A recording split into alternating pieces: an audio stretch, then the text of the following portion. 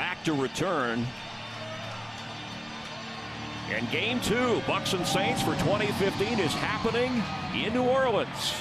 As Murphy watches it sail for a touchback, that's now 3 out of 4 for Brinza as he begins his NFL career for Tampa Bay. Here comes Drew Brees, the NFL's most accurate passer in the history of the league, and closing in on 400 career touchdown passes.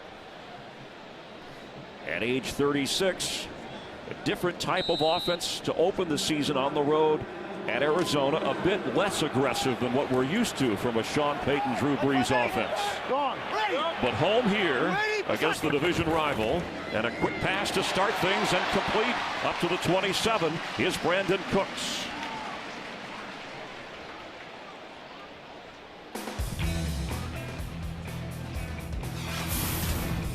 Brandon Cooks, one of the starting receivers, along with the veteran Marcus Colston. We'll also see Brandon Coleman, the angular receiver at 6'6", and a very strong offensive line, the former Pro Bowl center from Seattle, Max Unger. After a gain of 8. Here we go. Like 5-8. Here we go. Yellow, yellow.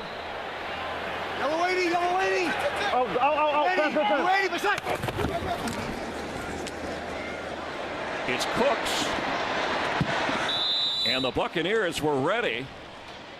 Danny Lanzana battling an ankle injury all week, making the stop on a loss of 3. And this Tampa Bay defense led up front by Gerald McCoy. We mentioned the rookie from LSU in the 4th round, won the middle linebacking job. Quan Alexander takes in the calls, makes the defensive signals to the rest of the team. DJ Swearinger starting at one of the safety spots.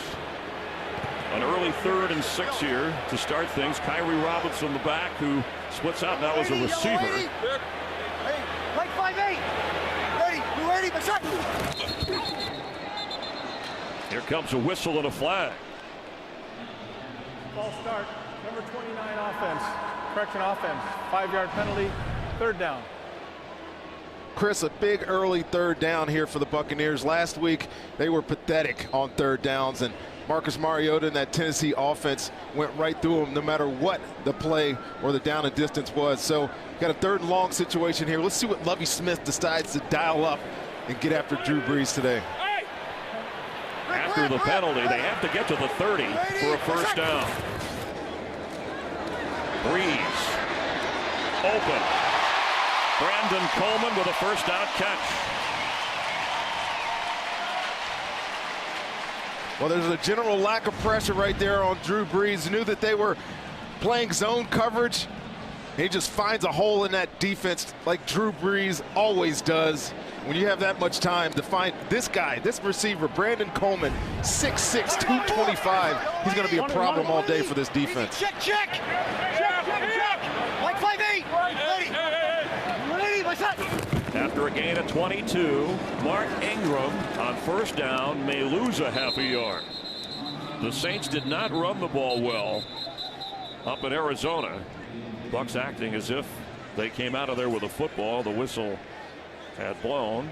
And C.J. Spiller now checks in at running back for the first time in a Saints uniform. Had the knee surgery. A career average of 5 yards a game, and a guy that Sean Payton has some special plans for today, although he may not play a lot. When he does play, he'll have an impact. Well, he was a game changer in Buffalo, and they brought him in to be the same thing here in the Saints. Ready, my son. Brees complete. There goes Spiller. Another Saint 1st down, this one inside the 40 of Tampa Bay. Well, if you watched the Arizona game last week, you saw a lot of scat protection, so the backs were running out of the backfield, and Drew Brees was targeting the running back as his primary throw. And same thing right here. You see Danny Lanzana was in primary coverage there. Gets picked by Marcus Colston, and you get C.J. Spiller on the edge and a big 1st down. A gain of 19, so he's already taken a breather. Mark Ingram comes back out already now at the Bucs 40-yard line. Double, ready. You ready? My son. And the Bucs leap across the line. 12 penalties last week against this team, Tampa Bay. Most were on offense. Encroachment. Defense number 98 made contact with an offensive player. 5-yard penalty. remains first down. That's on Clinton McDonald. Carl Cheffers, our referee. This team was one of the most penalized in football last year, and they have some aggressive guys up front. Obviously, Gerald McCoy has one of the best get-offs in football. That's why he's a dominant 3 technique. But in this dome, you know, crowd goes quiet when Drew Brees is playing quarterback. Got to be ready for the hard count. 2 tight ends in. Brees open and could not hang on. Austin Johnson was inside the 20 with an easy catch that he couldn't hold. He's the fullback on a team that rotates Ingram and Kyrie Robinson and now C.J. Spiller in the backfield. He really put a good ball there on Johnson. He's just another one of these young guys having to assume a role in this offense after they've remade this roster, really, Chris. You know, they get rid of Jimmy Graham, they get rid of Kenny Stills, and you have all these young guys having to assume roles that Drew Brees is used to trusting those old guys with. There's Spiller. He's brought down right at the 35. I was going to continue. There's still an adjustment period going on with Drew Brees and some of these young players on that side of the ball. C.J. Spiller, 9 games last year before the broken collarbone. It's from Lake Butler, Florida, the former Buffalo Bill, and they were about to sign Reggie Bush. And Reggie hesitated, the former Saint. Sean Payton was going to bring him back, and then Spiller became available and said, we have to spend more money, but let's get him. And Sean Payton did. That's an interesting story. We get to tell that later. 4 wide receivers on 3rd and 5, and he overthrows Willie Snead.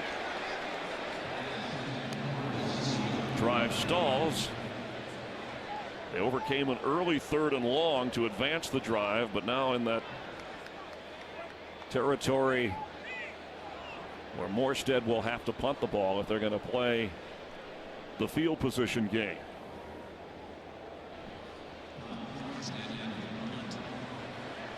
Well, they only need to get to the 30.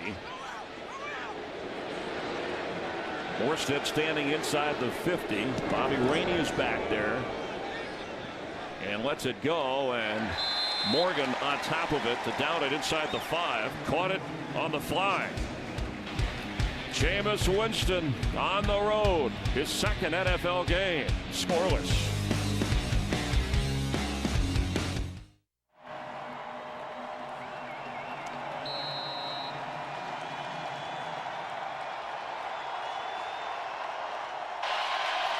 Already wrapping the knee of C.J. Spiller after a run and a catch from the 4-yard line. 2 tight ends. Winston hands to Doug Martin, and he's shoved backwards.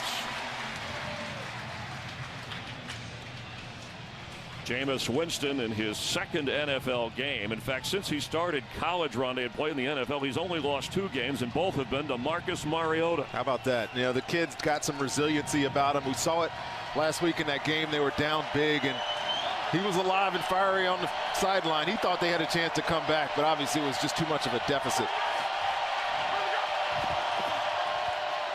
Martin shoved back again as he tried to get up to the 9. Now it'll bring up 3rd down and long, backed up inside the Buccaneer 10. And Rondé mentioned Mike Evans, who is playing his first game this season after 12 touchdown catches as a rookie. And the offensive line, Marpet and Smith, 2 second-round draft picks, rookies starting up front. Evans looking here on 3rd and 5.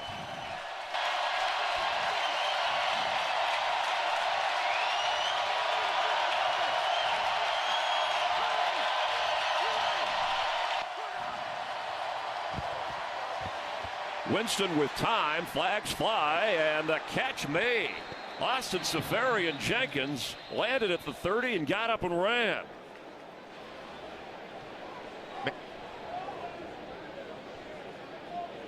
That was a great throw and catch right there by 2 young players. Prior to the pass, illegal use of hands, hands to the face, defense. That penalty's declined. Result of the play, 1st down. Definitely a great throw, great catch, but Dirk Cutter decides to come out in regular formation, a fullback and a tight end, and Jameis finds his big target from last week, Austin Seferian-Jenkins. This is a good throw. In the pocket, you see his hips unwind and deliver a strike there to his tight end. A 21-yard gain up to the 30-yard line. Safarian Jenkins had a couple of touchdown catches last week. Doug Martin. There's a hole there, and there goes Martin. Doug Martin all the way up to midfield before he's run out of bounds. Well, Chris, Brandon Browner had to make the stop. Chris, you and I had Doug Martin and his Bucs team in the preseason, and this is all we saw. Some great blocking up front by the tight end right there. Creates a seam for Doug Martin, and this is what he did in 2012. And like I said, we saw it all preseason. I think he's back. I can't wait to see how much they decide to feature him in this game, because I think he has to be a big part if they're going to win today on the road. He's only 5'9" and a lot leaner this year in a contract year. After a 20-yard run from midfield, Martin again. And let's check the Saints defense. They're hoping for more of a pass rush than they had last week, and they'll rotate the defensive lineman in and out. Donnell Ellerby should be able to go next week. David Hawthorne slides in the linebacker spot for him, and the secondary continues to deal with injury. Raphael Bush was hurt. Bird is still out. Keenan Lewis is still out. And Rob Ryan will be dialing up some creative plays for the rookie.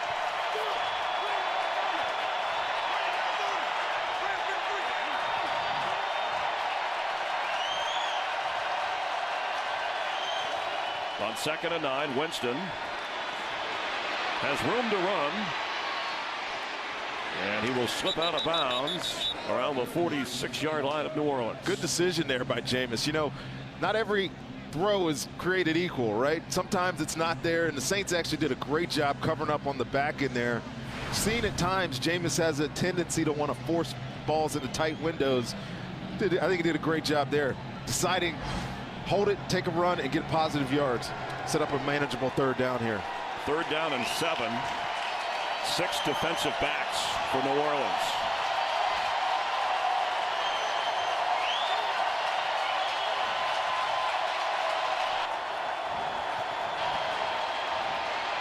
Winston's throw towards Vincent Jackson, but the coverage was good.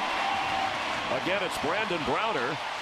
One of the benefits, along with Max Unger and Stephon Anthony, in the trading away of Jimmy Graham. Well, Brandon Browner came to this team and he instantly provided a physical presence at that position.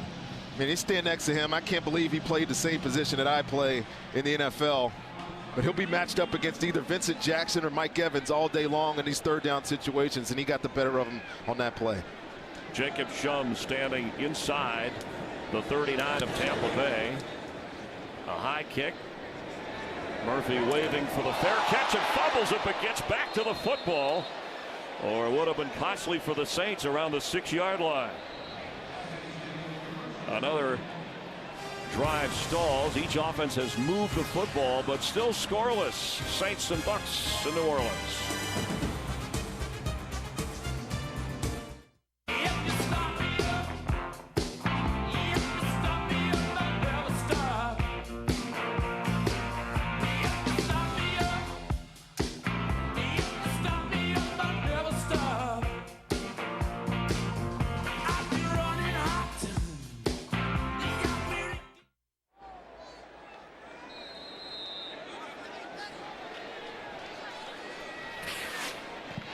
Quick snap and handoff to Mark Ingram, who fights up across the 12-yard line. A healthy gain on 1st down with the Saints backed up toward their own end zone.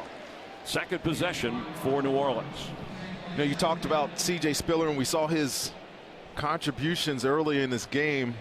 Mark Ingram and Kyrie Robinson are the runners in this offense. C.J. Spiller is the specialty guy. He'll come in, play the role that Reggie Bush played in this offense. These other 2 guys are the runners. Breeze on 2nd down with plenty of time. Fakes, fires, and bounces. Here comes a flag. Pass is incomplete, but the flag in the area of the secondary.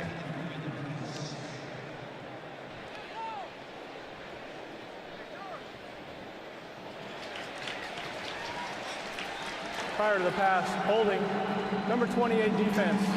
5-yard penalty, automatic 1st down. That penalty is on Tim Jennings, one of 3 ex-Bears in the secondary, although Major Wright is inactive today. Tim Jennings over there on top of your screen here on Brandon Cooks. And Tim Jennings is playing in this game because he has the quickness and the speed to keep up with Brandon Cooks. You know, Jonathan Banks doesn't necessarily have that, so he'll get some reps today. C.J. Spiller back in the game, runs straight ahead. Let's hit it. Let's check in down on the field with Jennifer Hale. Well, Chris, folks might have seen C.J. Spiller getting wrapped and be a little bit concerned about him. I am told there's no injury to C.J. Spiller. It's precautionary, and the plan throughout this game is to keep alternating hot and cold on that knee to keep him going, Chris. All right, thank you. And as Ronnie was saying, Mark Ingram, Kyrie Robinson hope to get the ground game going, but 5 wide receivers now on 2nd and 10. Complete to Cooks, who's brought down right away. Looks like the ball might have gotten loose on the back end of that, but Cooks stayed with it. Levante David, coming off kind of a shaky performance in the opener for the Bucs, was in on the tackle. You know, Sean Payton told us in his production meeting that he had some of these sets, these 5 wide receiver sets that he was going to use today, and really it's a problem matchup wise for Tampa. You probably see when they get those kind of sets out here, Chris, they'll check into a zone because there's not enough bodies, not enough good bodies on this Bucs defense to match up with all 5 of those wideouts. Sean Payton calling the offensive plays. Lovie Smith calling the defensive plays, and pressure in as the ball is incomplete. Breeze lucky to get that away. And let's see what the ruling is. They're going to call that a fumble and a recovery. It's a good thing Breeze stayed with it. Well, we're going to have to see if this ball comes out with an open hand on this pressure. 4th down. There was no whistle to stop play here, and you'll see Jack Smith coming around the corner here, and if Drew Brees' hand is open when he throws, that is a fumble. And nobody on the Bucs team reacted to this except for Chris Conte. You see him there in the back of your screen. He knew it was a fumble. Drew Brees realized it was a fumble, and he went to go pick it up. That could have been a huge play for Tampa Bay. Correctly called a fumble. Morstead out of his own end zone, and the kick goes out of bounds, or bounces, I should say, near the sideline where Rainey grabs it, and he goes out of bounds inside the 40. It was an alert play by Breeze because even though his arm was going forward, as you saw in the replay, Ron, the ball was not in his arm at that point. And the pressure of the Bucs defense forces the punt.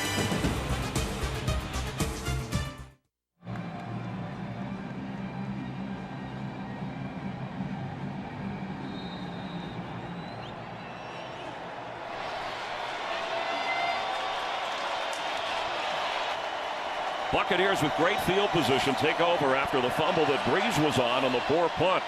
Doug Martin. Here comes a flag as he fights for 2 or 3 yards. Carl Jeffers, our referee, busy in this first quarter. Holding. Number 76 offense. 10-yard penalty. Repeat 1st down.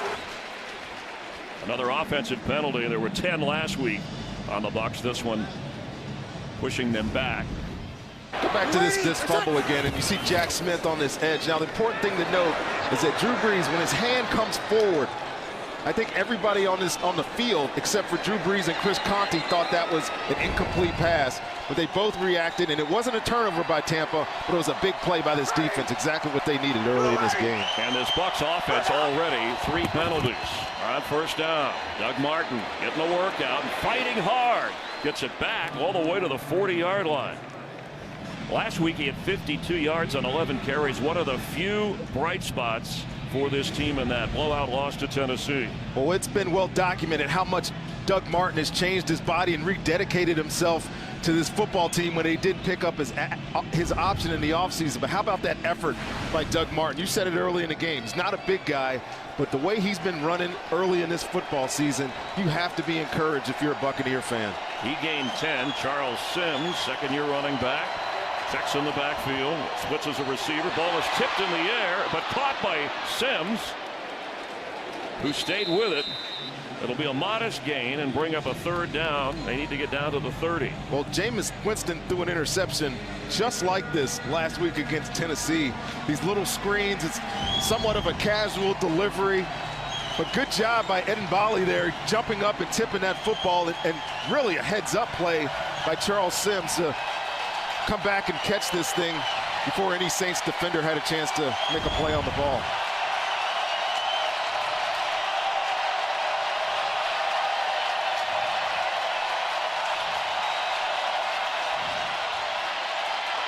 The screen to Sims on 3rd down, and here comes a flag as he gets a first down.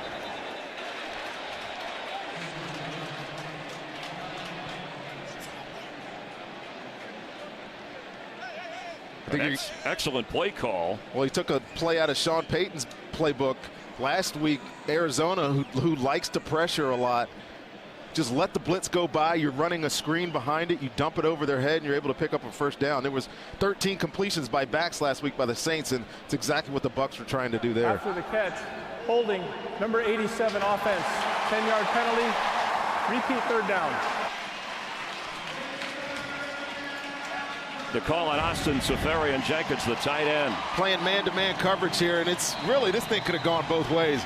He grabbed him trying to block him. Vaccaro gets his hands outside the frame and throws Seferian-Jenkins down. So, I mean, I think I would have liked to seen that one go uncalled.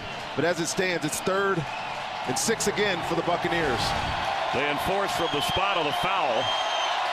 3rd down. Need to get down to the 30. Bobby Rainey, the running back.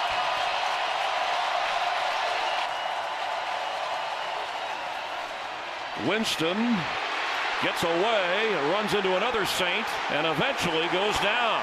Bali was in on it again. Well, the Saints are looking for a pass rush, and the Bucs do them a favor here. They only have 2 wide receivers on the field. You see 2 backs in the backfield, both backs right here in to protect. But the Saints bring more than they can block, and Jameis Winston does his best to avoid this. But he's not mobile enough, and the Saints get a sack. And he should have been a little bit more alert to take a field goal opportunity under consideration. They're going to try with Kyle Brinza, who did not attempt one in the opener against Tennessee. This will be 54 yards. We have a timeout called by New Orleans.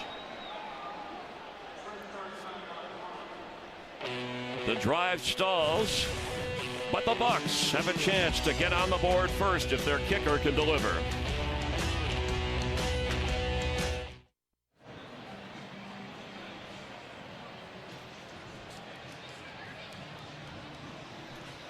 Bucs rookie kicker from Notre Dame, Kyle Brinza, in the pregame warmups was good from 60. This, where they spotted, will be a 55-yard try for his first NFL field goal.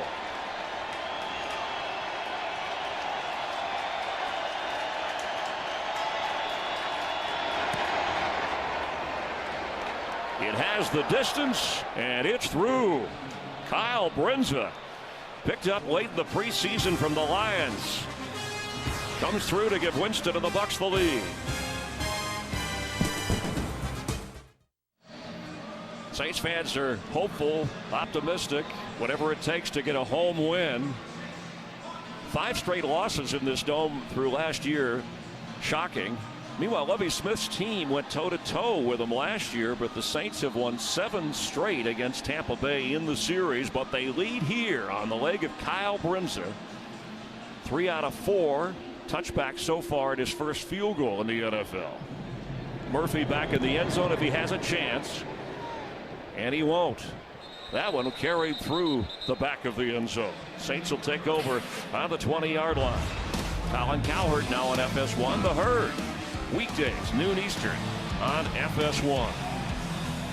Well, Drew Brees said he wanted to start fast, especially at home, get the crowd into it, energize the defense when they're out there, and he moved the ball, had a drop and an overthrow, and the offense is stalled. Now they're behind. There was a time, Chris, and I played against them many times, where they'd bring people into this dome, take them into deep water, and drown them. That just hasn't been the case for the Saints of late. And whether it's slow starts, poor defense, they have to figure it out. Check. Kill. Like 5-8, ready.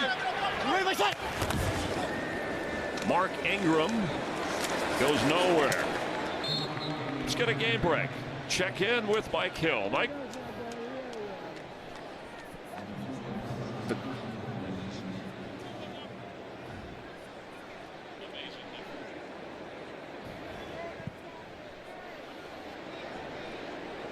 And, of course, both teams interested in that with the division in the NFC South. Atlanta starting with a victory.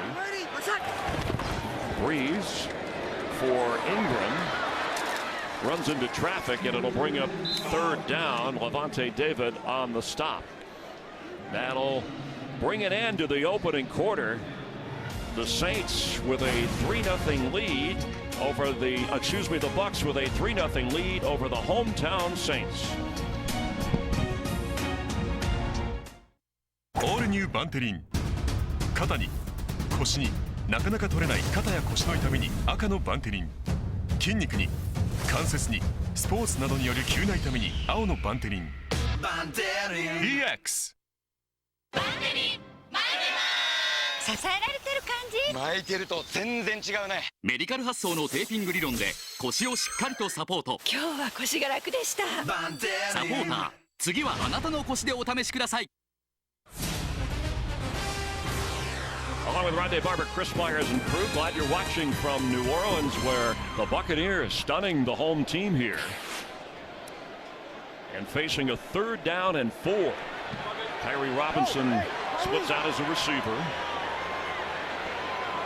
Now moves back to the other side. For Breeze.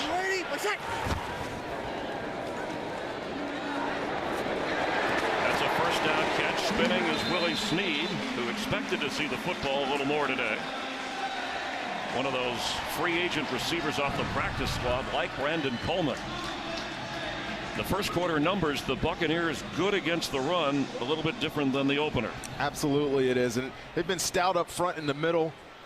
Obviously, Gerald McCoy in there. Clinton McDonald has had a great preseason. He's had a great start to this game, too, stopping the run inside. Mark Ingram straight ahead, maybe a couple. And again, it's the play of the Buccaneers linebackers that have also contributed to this fast start, running, defending the run.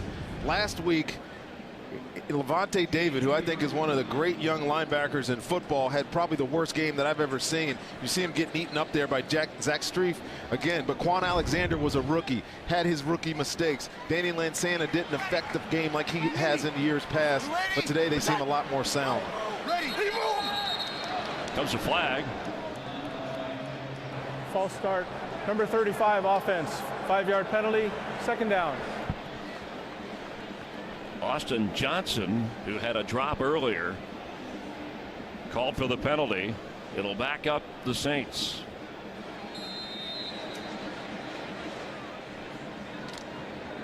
Quiet for this building. It feels real quiet in here. Need a big play here by the Saints offense. Get them riled up again. Breeze in the pocket. Pressure again and incomplete.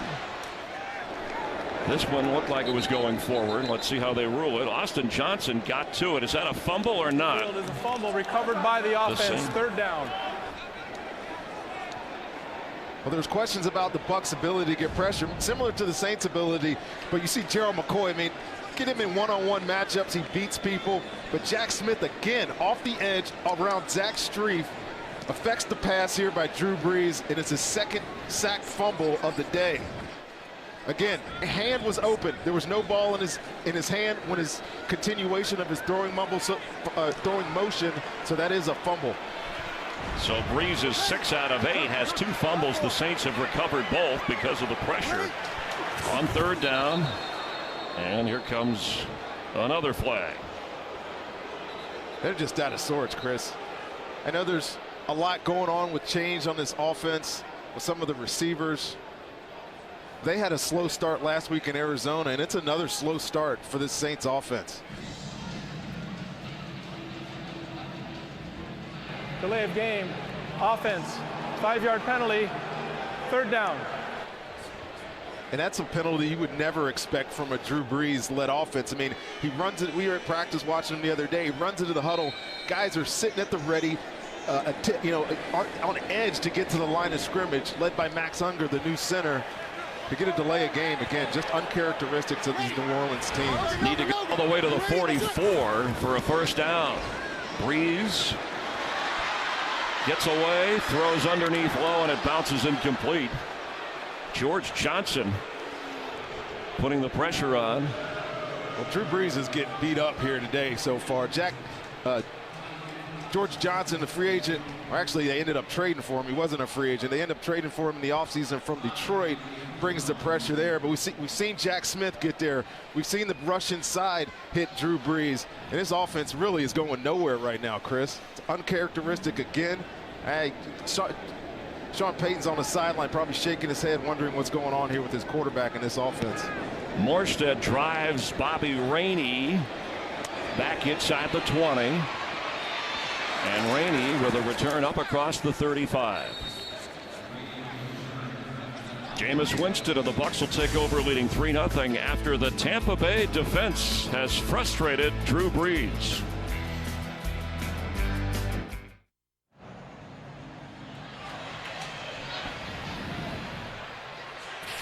'21-year-old Jameis Winston said it took until late Tuesday night to get the opening day loss out of his head. On the road with an early lead in New Orleans, and his coach Lovie Smith said, we didn't baby him, he can handle it.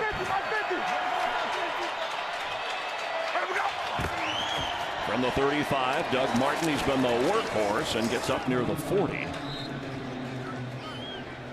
I think there was a feeling really in that Bucs locker room of, utter disappointment, obviously, because you spend the entire offseason and preseason getting ready for your opener, and then to really just come lay an egg on either side of the ball is disappointing. But they were accountable, and I think it's showing a little bit here today in their energy in this road away game.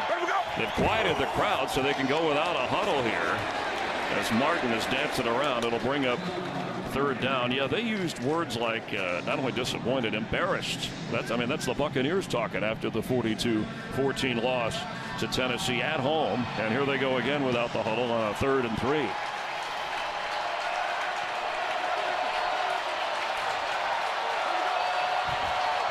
Winston to throw and dropped. A little behind, but should have been caught by Louis Murphy, who is still on the turf. Well, this was a clean hit, but it was a tough one. I think he knew that this shot was coming. He even got himself into a protective kind of position, but he got ran through. The wind has got to be knocked out of him right now. Kenny Phillips just re-signed. He was with the team in preseason on the hit.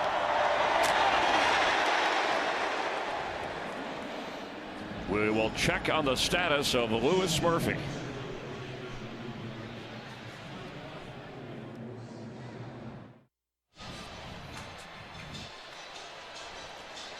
Louis Murphy was able to get up and walk over to the sideline with some assistance. There's Marcus Murphy back to receive the punt after the incomplete pass. Jacob Shum on 4th down, lining up from inside the Tampa Bay 30.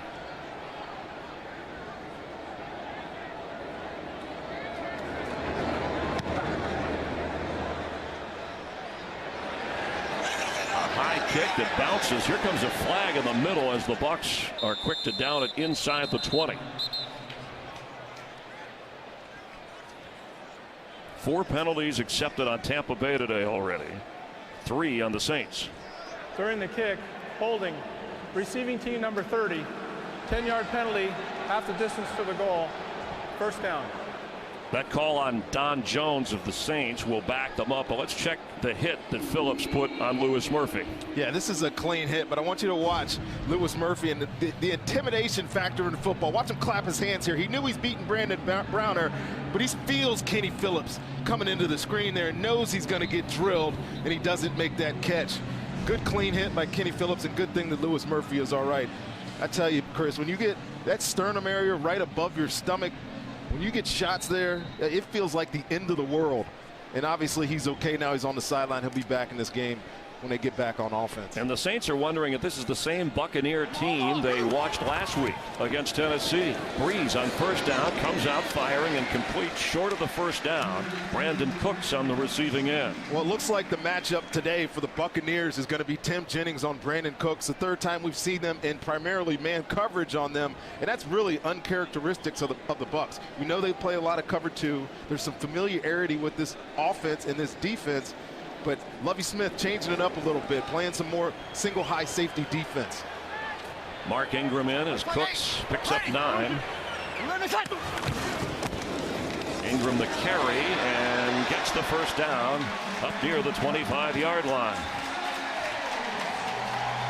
Breeze is 7 out of 10, but the Tampa Bay defense, they intercepted him 3 times in each of the games last year, even though they won those games, and they've harassed him all afternoon. Like I said, familiarity breeds understanding, and these teams know each other better than anybody. He had the late snap. We saw the overthrow on the pass earlier, and then just this defensive front of the Buccaneers has been getting after Drew all day. Jack Smith earlier in the game, another pressure there. They're much better than they were last week against Tennessee.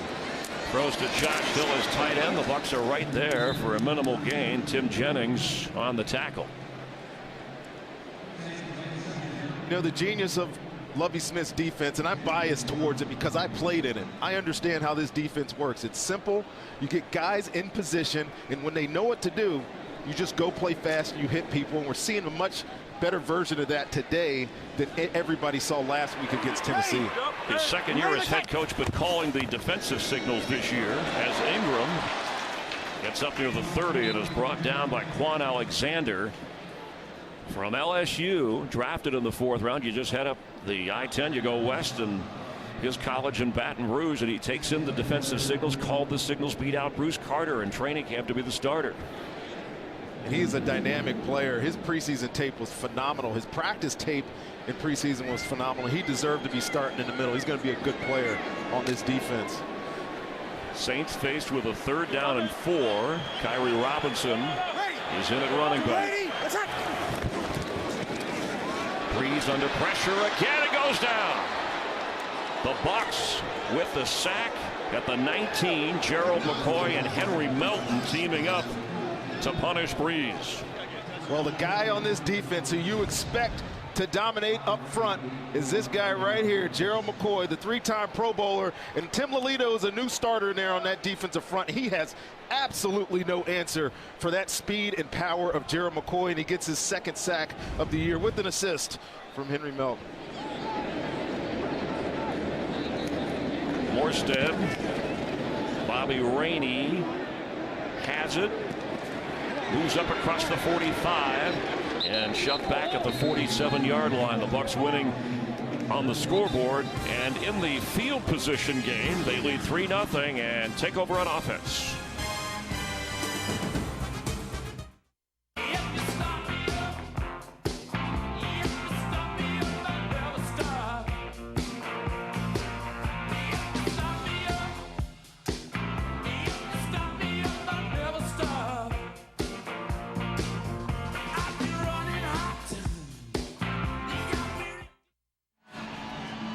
Down in the trenches for the Saints, 4 possessions and 4 punts. And the Buccaneer defense with 3 sacks and 2 fumbles already in this game. They take over with Charles Sims in the backfield from the 46.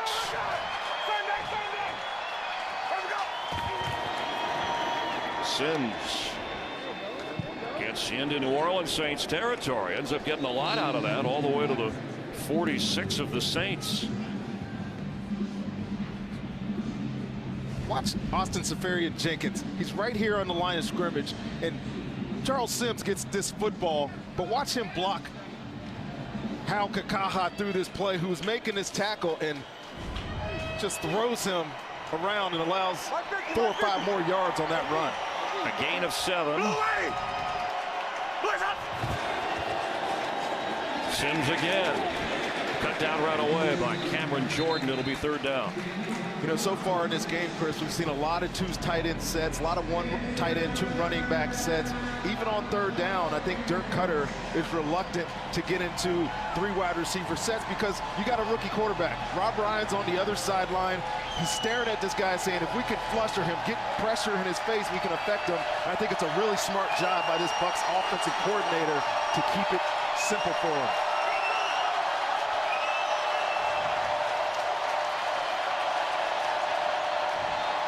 Winston on 3rd and 2 is going to try and dive for the first down. Haole Kikaha, the rookie from Washington, born in Hawaii, was over there, but Winston made the lunge. Let's see. You see the ball and that kind of a superimposed marking for the first down.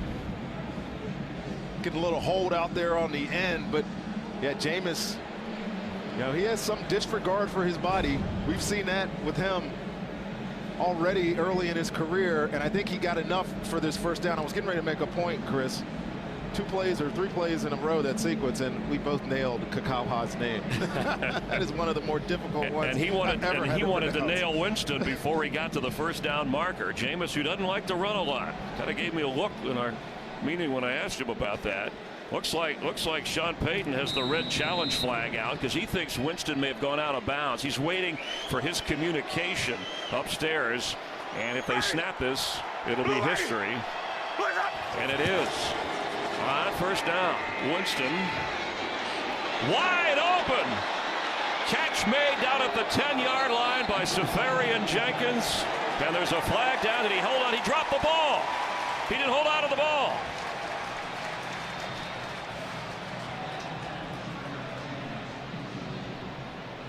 Prior to the pass, holding, number 39 defense.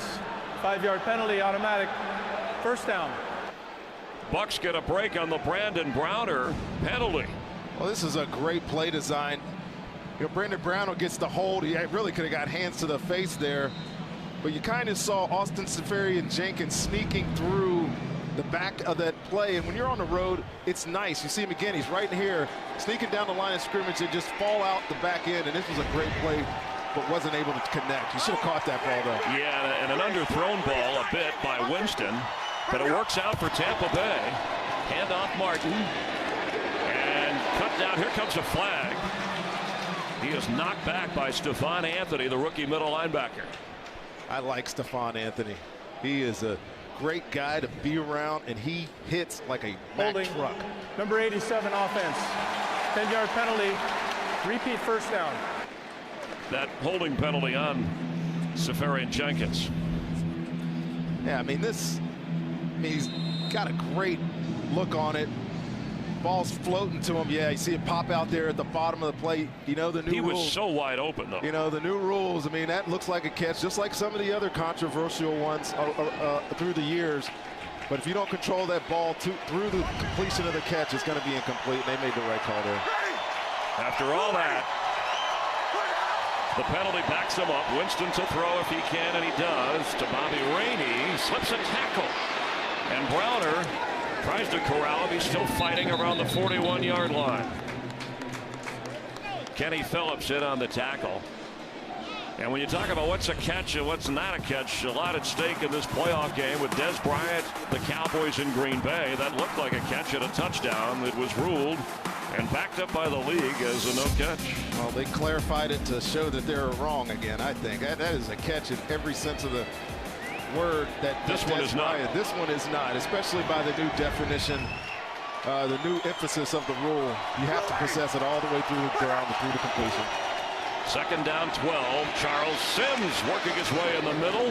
Stopped at the 34-yard line of New Orleans by Kenny Phillips, who's been busy for a guy who's been out of football for a while. This Bucs offensive line, you know, last week there was nobody graded positively. Ali Marpet, the rookie sitting right there, was the only one that graded positively. But so far today, especially on that left side of the line, Donovan Smith, the veteran Logan Mankins have been dominating the Saints up front. That's why you're seeing so much production from this run game.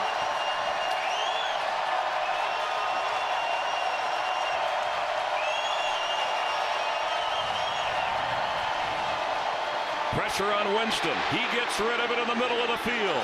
Incomplete. Damian Swann came on the corner blitz, forcing Winston to just unload it. Well, there you go. Rob Ryan getting into a third down situation.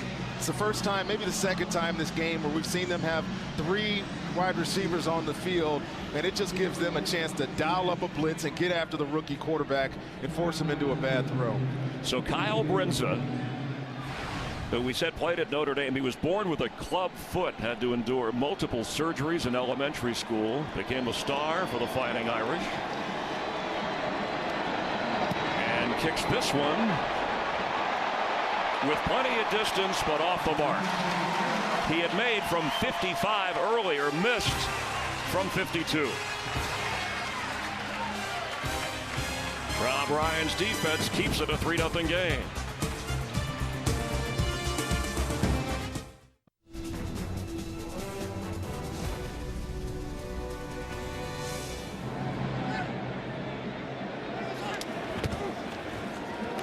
Glad to have you watching. Breeze nearly intercepted. He was trying to get to Brandon Coleman. And Levante David almost had a takeaway for Lovie Smith. Yeah, Drew Brees is struggling a little bit today, finding open receivers. And this is really just a good job by Levante David. Watch him right here. He's the weak side linebacker, so he's away from the strength of this formation. He's reading Drew Brees the entire way. It goes all the way across the field to the other hash, and really should have intercepted this. Levante David is a playmaker on this team. I think he's going to slap himself if he didn't catch that interception. Ready? What's that? Mark Ingram gets the carry. So if you're wondering what's going on with the Saints today on offense, Chris, Yes. they're just off schedule. Saw the incomplete there on first down. They go to run the ball on second down. They get nothing. So now they're third and long, and the Bucs really have the option to go into the bank of Lovie Smith's mind and create a defense that can get after the Saints, and they've done it so far today. Hundreds of plays on that call sheet for Sean Payton, though, to dial up on 3rd down and 9. Ready? What's that? Breeze has time and open. There's Colston. Marcus Colston with a first down. His first catch of the game down to the 37 of Tampa Bay. And I was just thinking, this offense has a lot of new players, but the one reliable is Marcus Colston. He's been here for years doing this. He get just great technique at the top of his route. Shoves off Tim Jennings, and Drew Brees was staring him down the whole way. Knew that his big, reliable receiver was going to be there for him. A gain of 21. Ingram back in at running back. Best threat this afternoon for this New Orleans offense. Ingram trying to find some room. And maybe he'll get a yard. Quan Alexander with the tackle. Let's get a game break. Check in with Mike Hill.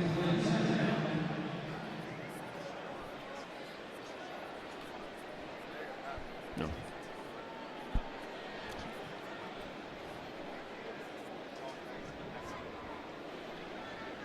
Thank you, Mike. And in the NFC South, the Falcons are leading the Giants 10-3 in the second quarter. Carolina's up on Houston at home 7-3. And here, the Bucs 3-0 over Breeze and the Saints.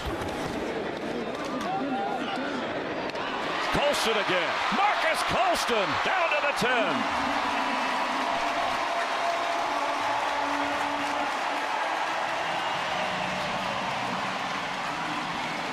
Hey, well, let me show you something here, because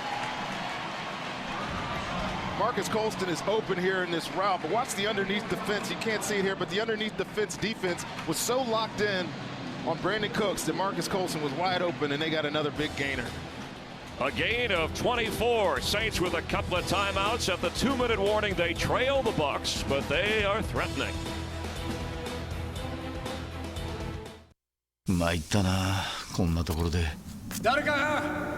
あ、そうだ。アクサダイレクトなら位置や登録情報を瞬時に把握。スタッフが迅速に駆けつけてくれる。デジタル技術を活用し、よりスピーディーに進化したアクサプレミアムロードサービス。もしあの時車同士だったら事故の後はもっと大変だよな。アクサダイレクトなら事故対応のプロが直接お伺いして相談に乗ります。充実した訪問面談サービス、アクサフィールドサービス。これがチームアクサ一丸の対応力。頼れるね。この安心感をグッドプライスで。まずはお電話で無料見積もりを。0120-989-133。更新はがきが届いたあなた、自動車保険の見直しはアクサダイレクト。バイク保険も。Get apps, videos, and more at itunes.com/NFL. From the 11, this is where they used to go to Jimmy Graham. Struggled in the red zone last week against Arizona. Two tight ends.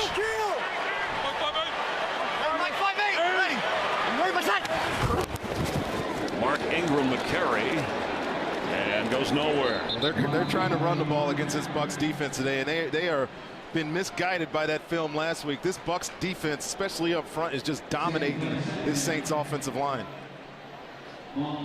So you have Ben Watson, Josh Hill. So Hill and the fullback are coming out, Austin Johnson. And Marcus Colson is in the game right now. It'll be interesting to see if they try to create a mismatch with him. When he lines up inside where he is now, over the years, that has been his big target.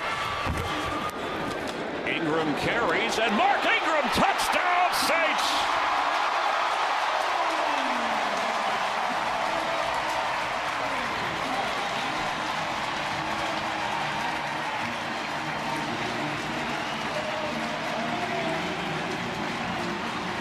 All that being said, Chris, you could talk about receiving threats in the red zone, but good teams, and John Payton wants to be a good one. Watch Watson right here with this block.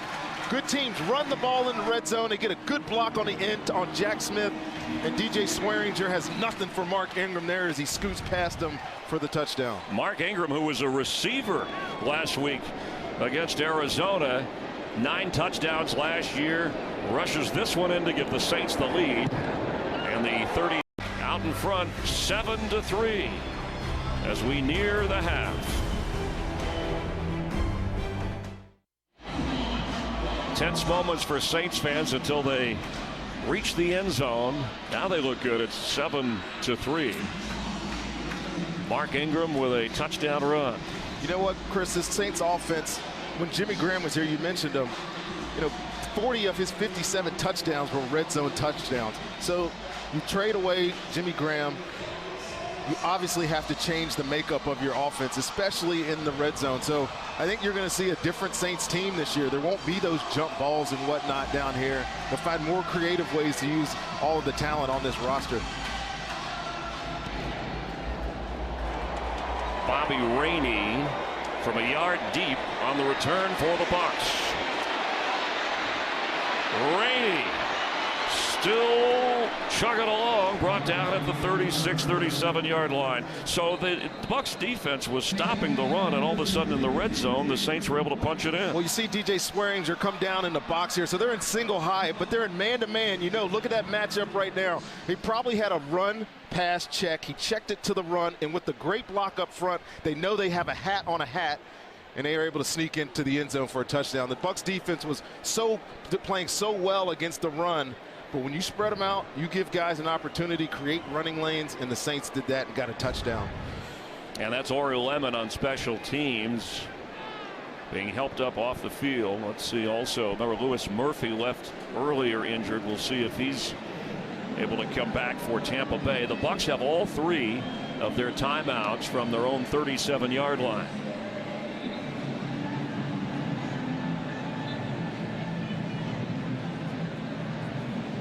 Jen Hale, what's going on with Louis Murphy? Well, Chris, the good news for Bucs fans is that Murphy really just had the wind knocked out of him. The Bucs say he's just fine, and you can expect to see him later on in this game, Chris. All right, thank you. The leading receiver, Charles Sims, so far for Tampa Bay. Cooks for the Saints.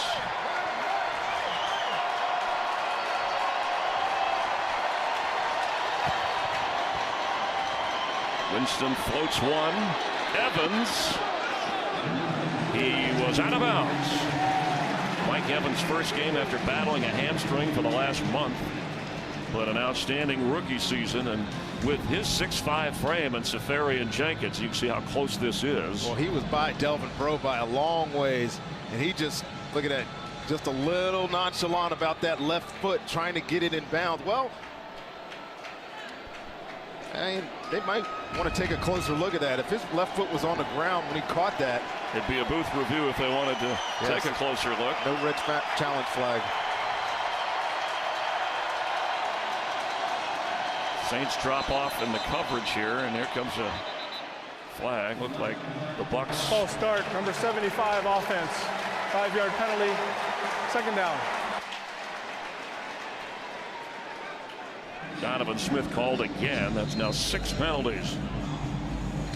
Yeah, these pre-snap penalties kill you. They had so many of them again last year, and earlier, or week 1, they had them again.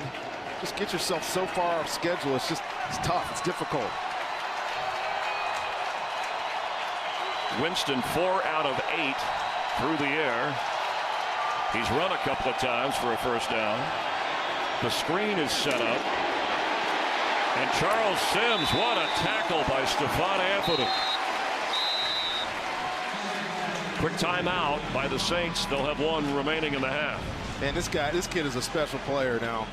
Rookie, starting in only his second game out of Clemson, runs through the block of Evan Smith, and man, you meet with him, he's impressive. You watch him on the field, he's impressive. He's replacing a long-term vet that wore the same number here at the Saints. He came in the trade. They used the draft pick with Jimmy Graham from Seattle to draft him. Of course, they got Max Unger, the Pro Bowl center, and then they also used money to sign Brandon Browner and still have cap space. So 3 for 1. They used a large, maybe their best asset other than Drew Brees. The Saints did, trading away Graham to improve the team. That was part of the philosophy anyway. On 3rd and 16. Winston, pass is caught and up near the first down. Vincent Jackson, that 6'5" frame, fell forward. Wow, you talk about the inexperience in the Saints secondary. It showed right there. 3rd and 16. Bucs use a timeout. Yeah, you cannot let that pass be completed. If they get them off the field right there at 3rd down, you're punting back to Drew Brees, who we know how good he is in 2-minute offenses.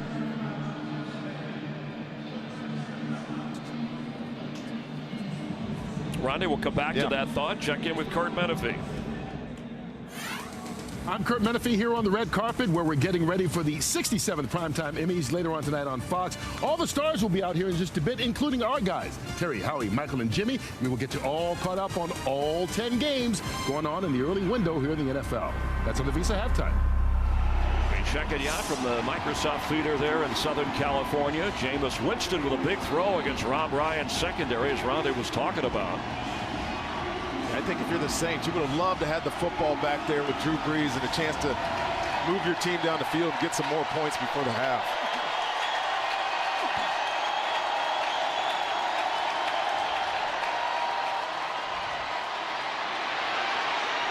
Winston will keep it.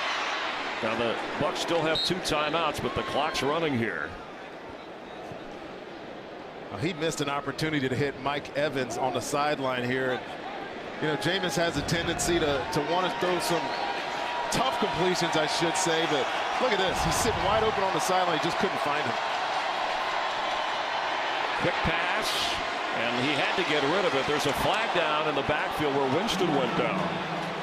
And incomplete for Evans. Kenny Vaccaro from the foul, roughing the passer. Number 32 defense for low contact on the quarterback. 15-yard penalty, automatic. First down. A lot of boos in here. Don't agree with this, but quarterback is protected in the pocket from hits below the knee area, and that's exactly what Kenny Vaccaro did. So you take a look at this.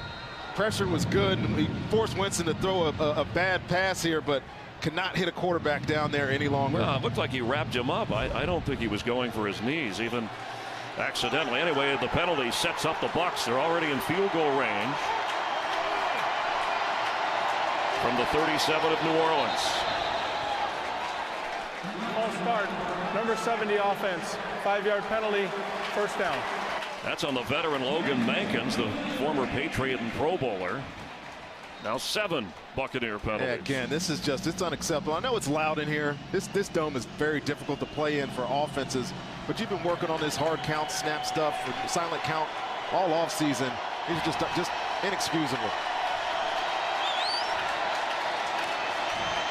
Winston's pass right on target to Lewis Murphy. He catches it, gets up, and goes down to the 15-yard line, and a quick timeout by Tampa Bay. They'll have 1 remaining. Talk about the good with Jameis Winston. Rob Ryan dials up another blitz here on the rookie, and he stands in there. He's decisive in the pocket and delivers a great ball to Lewis Murphy. Would actually, if it would have been up, this may have been a touchdown.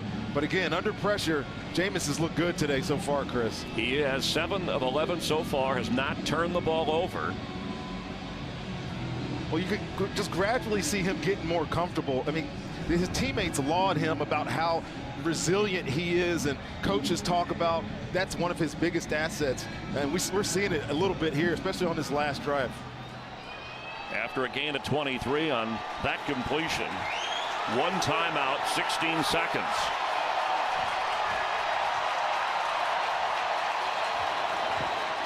Winston, end zone, catch, yes, no, yes, touchdown, Vincent Jackson for the Bucs. Any of y'all doubters on Jameis Winston, just watch this throw. This is a special throw. We saw a lot of this in college, and Rob Ryan is upset at his young secondary. Well, it was right where it had to be, and the footwork of Vincent Jackson, who's, we mentioned, 6'5", also had to haul it in and keep his feet in, and the official waited to call it to make sure he was in. You give Vincent Jackson this opportunity. He missed one last week, but watch the secondary. Two guys converging on Vincent Jackson, and Jameis Winston with the talent and the vision, I guess, to see to put that ball over top of both of their heads, and Vincent Jackson with a great catch. Impressive drive there, Chris. 2 minute and into the half. Overcoming penalties that pushed his team back, and now Kyle Brinza on for the extra point, and it's through. Jameis Winston to the veteran Vincent Jackson of the Bucs with a shocking lead.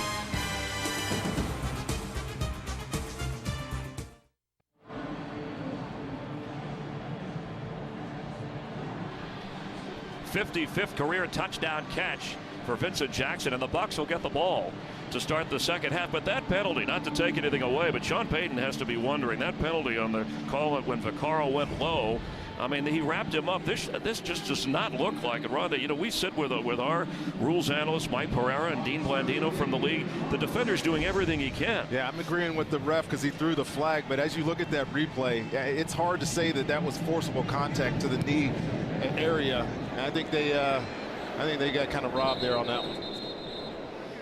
But the Bucs were able to take advantage, and rookie Jameis Winston. And look how decisive he is in the pocket. His footwork is great. His delivery is on time. And, man, nice touchdown by Jameis Winston in this offense. Go the length of the field. When you need points, you go to him. And how about when they had that embarrassing loss in the locker room? Vincent Jackson maybe didn't talk much to the media, but he was standing on the inside, according to Lovie Smith, and greeted every player as they came in to tell them to hang in there. And it was only one game last week. Well, it has helped him this week. Heavy underdogs in New Orleans, and the Bucs have a halftime lead. 10-7 Tampa Bay at the break. Let's head back to Kurt Menefee and the crew out in Los Angeles. さあ、2ミニッツオフェンスでジェイミス・ウィンストンがうまくタッチダウンを取りました。このシリーズというのは今年のこのバッカニアーズにとって一つの大きなポイントになる可能性はありますよね。そう思います、でただ一つ気になりますのはやはりパスがリズムよく取っていくなっていうような状態の時というのはショットガンでやってるんですよね、で今のバッカニアーズのオフェンスというのはランちょっとオリエンテッドで入っていってっていうようなことになりますので、そこをうまく掛け合わせていくということになるとドロップバックをやっぱり上手にやらなきゃならない、それがうまく噛み合うのかなというようなところは思いますけれどもね、確かにショットガンでスナップを受けて投げているときは楽に投げているように見えますよね、という感じなんですよね、ですから、それがドロップバックをしたときにも同じようなリズムでいけるようになってくると、全く変わってくるかなという感じがしますね。さあ、それでは前半のチーム成績を確認しましょう。ご覧の通りです。ファーストダウンの数は8対8揃いました。パスでバッカニアーズが97ヤード、セインツの方は93ヤードということで、ドリュー・ブリーズのパスが10本しか成功せず、しかも10ヤードを平均切っているということですね。そうですね、ちょっとこれに関して言うと、パスプロテクションの問題が大きいかなというような気がします、バッカニアーズのランが67ヤード、これは平均ペース。しかしセインツのランが25ヤード、ウィーク1で54ヤードしかゲインしなかったランのペースを下回っています。どうするんですかね。ただ少しスキームを試してやってきたというところがありますので、それを絞り込んでやれば後半もうちょっと変わってくるかなという気がしますね、ペナルティーはバッカニアーズ7回、セインツが6回ということで、両チームちょっと反則が多くなっているのが気になります。それでは前半のハイライトです。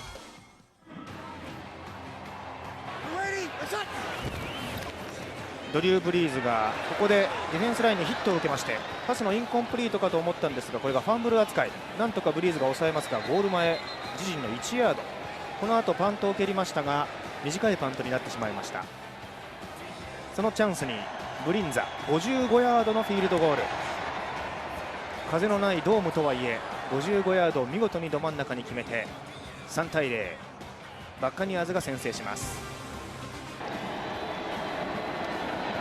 そして今度は52ヤードのフィールドゴールが失敗します。55ヤードを決めた後52ヤードが失敗、追加点なりませんでしたバッカニアーズ。そしてセインツのブリーズ、マーキス・コルストンへのパスが立て続けに決まったシリーズがありました。これもコルストンです。そしてエンドゾーンに入っていきます、レッドゾーンに入っていきますが、ゴール前11ヤードからパスを投げずに2回連続イングラムのランを選択して、これがタッチダウンになりました。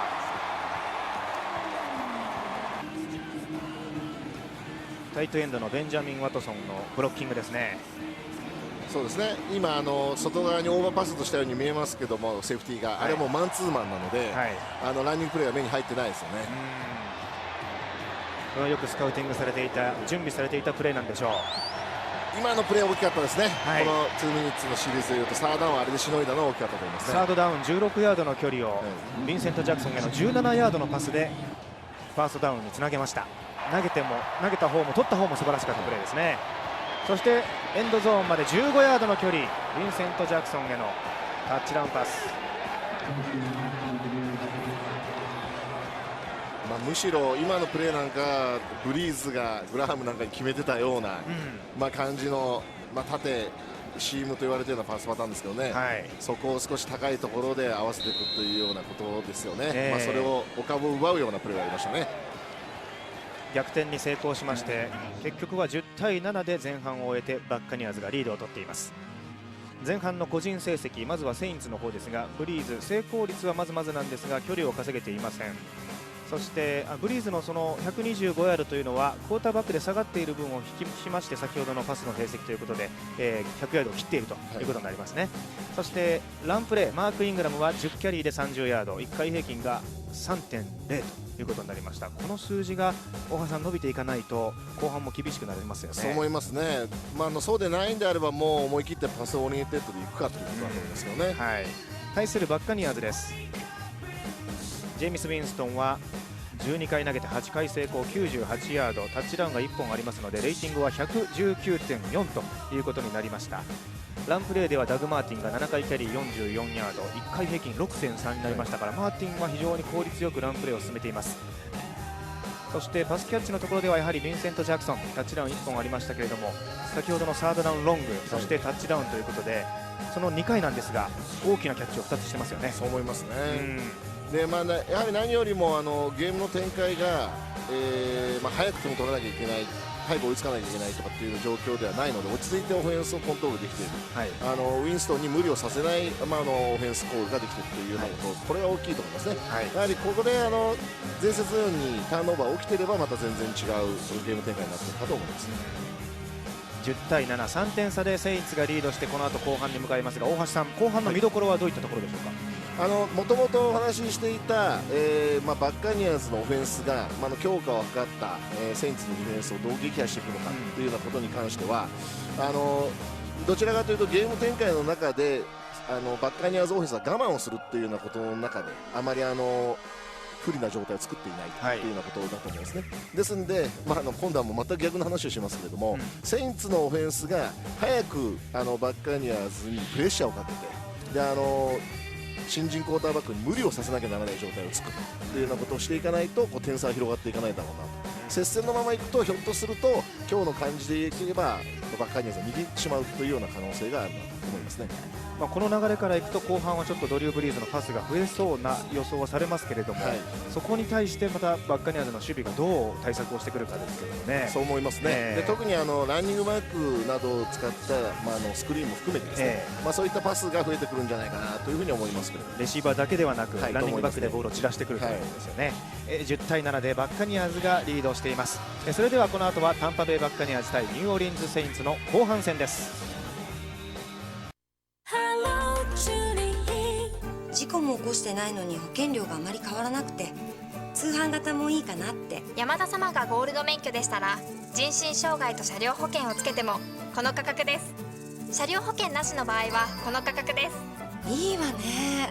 さらに早割45日前までにご契約されたお客様への割引です。お気軽にお電話ください。フリーダイヤル 551-993。バイク保険もチューリッヒ。映画専門チャンネルムービープラス10月のおすすめはアンノウン。何をしてもいいが俺と女には近づくんじゃないぞ。吹き替え王国声優大塚明夫。先行指揮官深度45メートルまで先行開始。ハングオーバー最後の反省会。ご視聴に関するお問い合わせはムービープラスカスタマーセンターまで。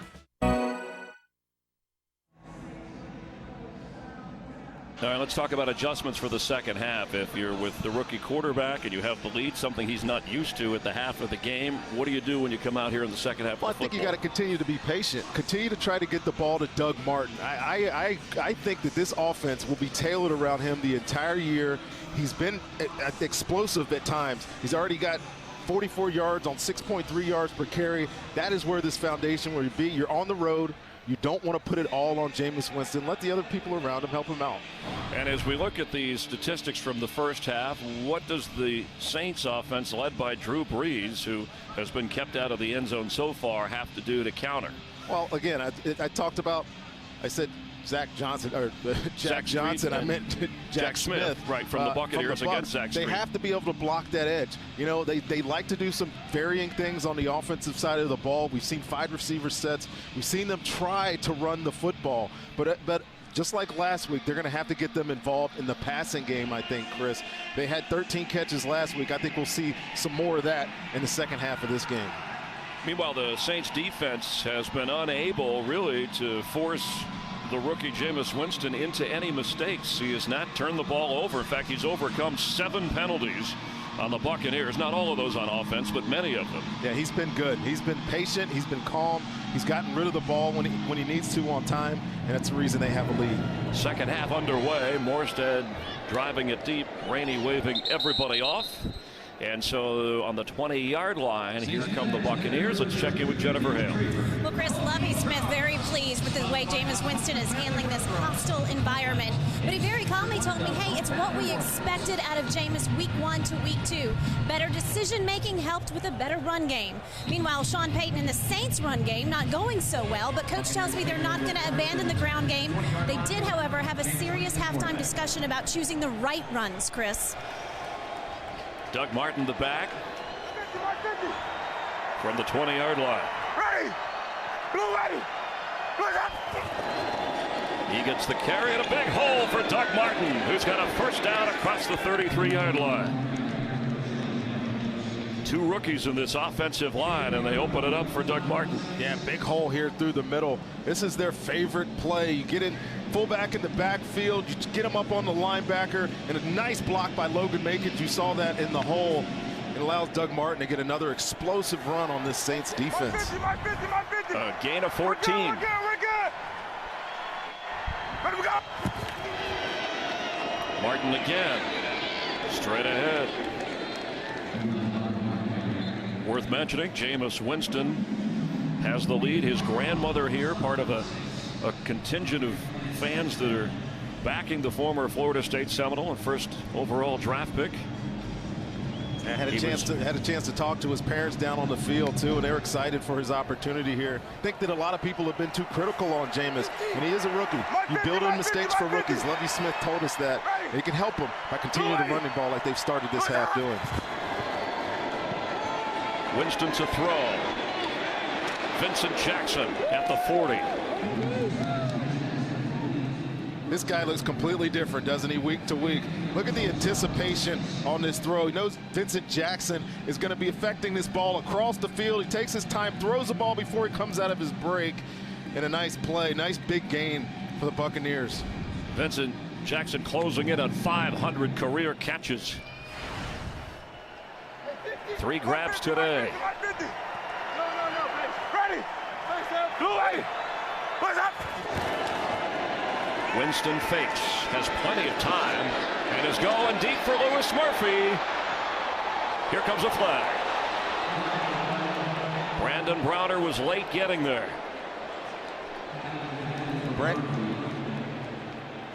Brandon Browner cannot get greedy with his eyes here, and he did. Pass interference. Number 39 defense. That foul occurred in the end zone. The ball will be placed at the 1-yard line. Automatic first down. Wait till you see how wide open Lewis Murphy gets here on the out and up. Brandon Browner has his eyes in the backfield and just misses Murphy go upfield. He just panics there at the end. It's really kind of a touch foul. I mean, the hand to the chest affected the completion, but it is a foul. Right call, and the Bucs are set up on the 1-yard line. 3 tight ends on first and goal. Ready! Blue ready! Blue's out! Winston keeps. Touchdown, Tampa Bay. He was casual and calm and steps into the end zone. Well, I don't think anybody in this building, us up here, were expecting a boot action to his weaker side there. The Saints certainly are off balance, caught off guard here, and they do actually do a good job covering up. You see his primary receiver is Luke Stocker there coming out to the flat, but is covered up and showing some athletic ability there. Dinking the defensive tackle and running in for his first rushing touchdown of his career. An 80-yard drive using almost 2 minutes working over Rob Ryan's defense as Brinza is on for the extra point. And it's now a 10-point Tampa Bay lead. Jameis Winston, the rookie, has his team on top of Breeze and the Saints.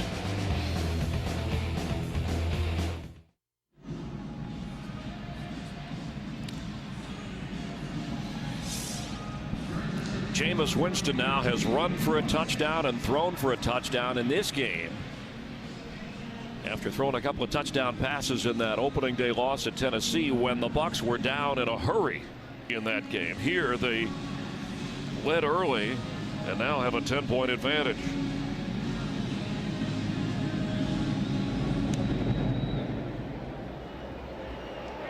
Marcus Murphy decides to come out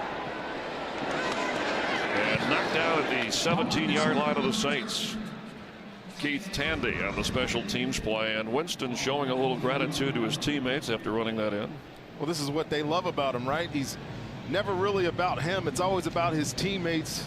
You know, there was that story from training camp where he was the very first person to greet every rookie standing outside the door, and it's just been the same way in the building. He's an incorrigible guy, man. A lot of people love him around Tampa. We'll see how the Saints and Drew Brees respond. On first down, Brees, and it's tipped away from Marcus Colston. Levante David, who's been active today, knocked it away.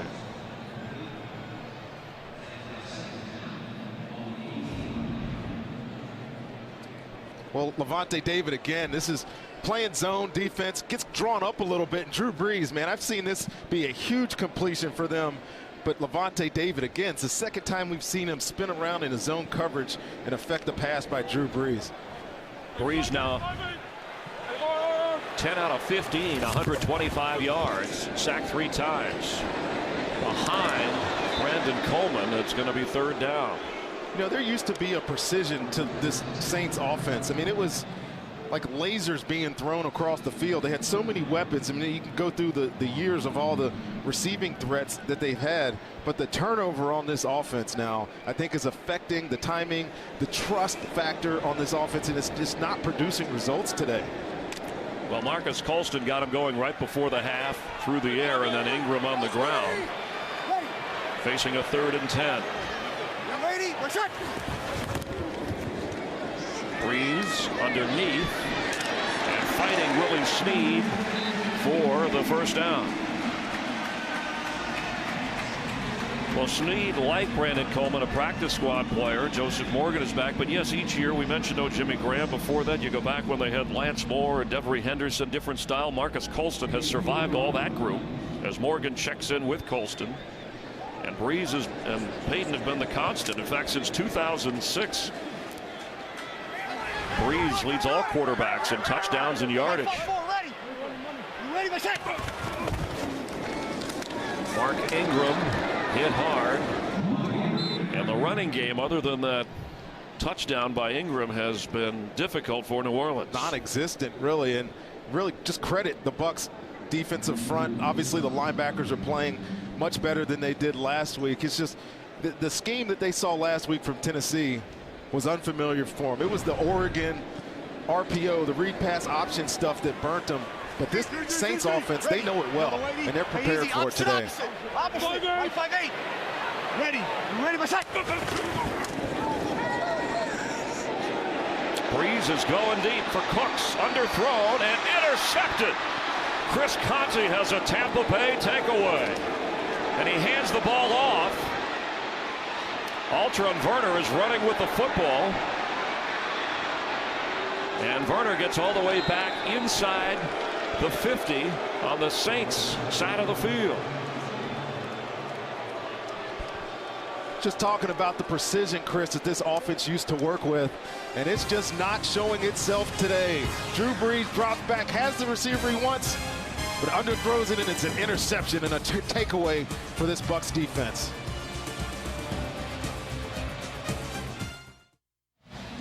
Chris Conte, the interception, the handoff to Werner, and Breeze frustrated, underthrown, but Sean Payton was arguing with the official that Cooks may have been interfered with. We'll take a closer look in a moment. Meanwhile, it is the Bucs' first defensive interception of this season as Doug Martin carries.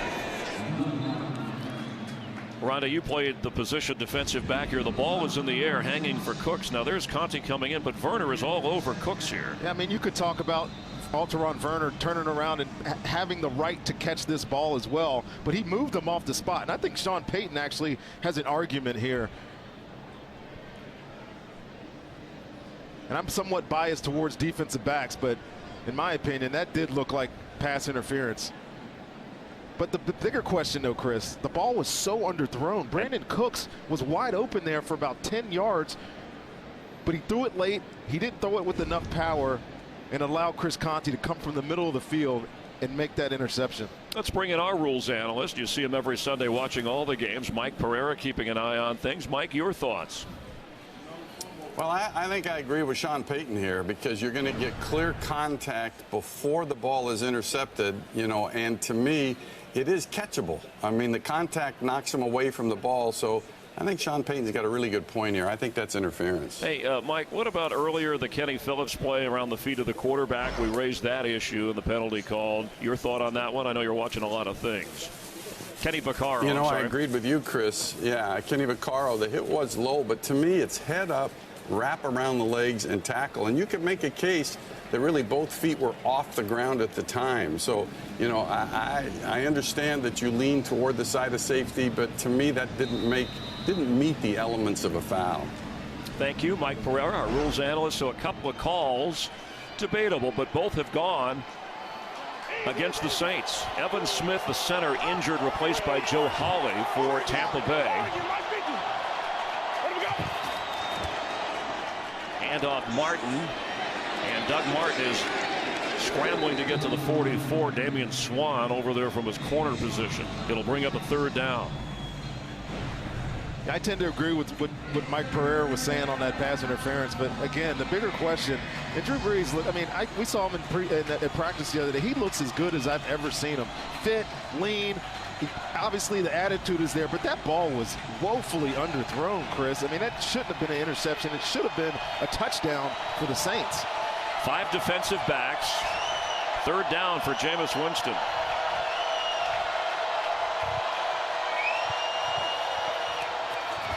Here comes a flag, and the pass is caught by Safarian Jenkins right around the first down marker.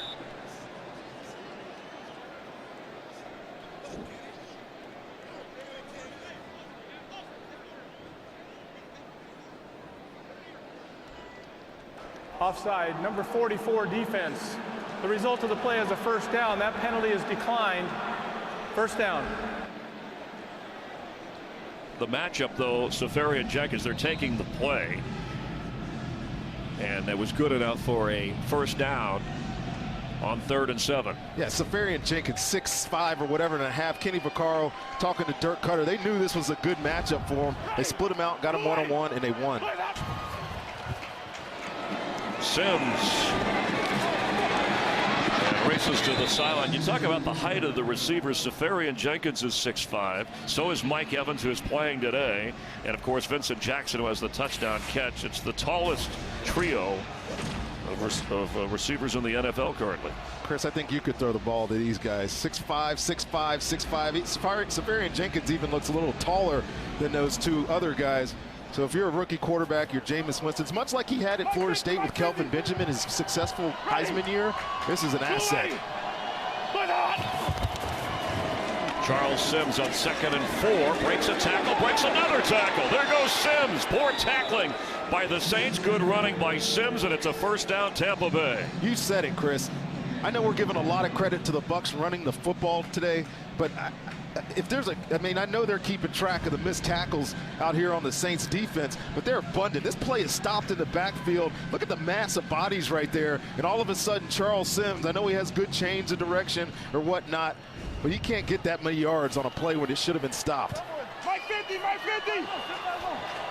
Ready. Blue 80. Blue that. Doug Martin on first down. He slips a tackle, and eventually 2 or 3. Here comes a flag in late on the play. Doug Martin, the game's leading rusher with 60-plus yards.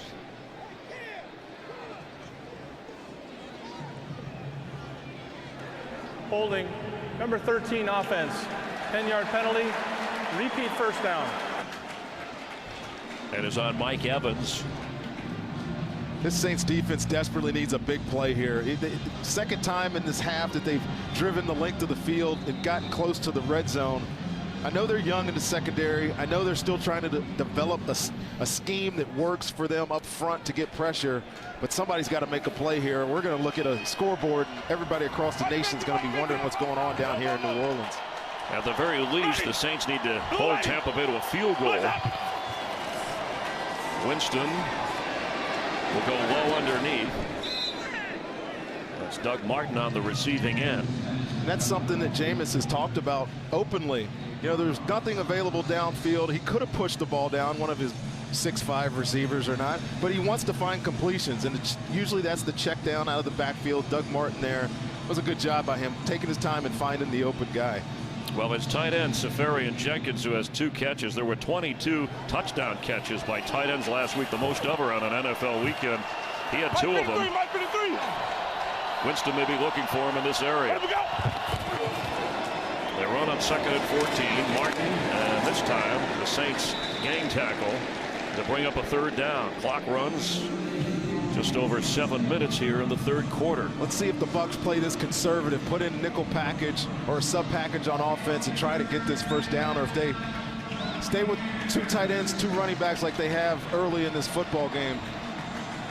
The penalty, the 8th penalty it called against them. That's Dirk Cutter, the first-year offensive coordinator, matching with Rob Ryan, the defensive coordinator of the Saints. So 3rd and 13.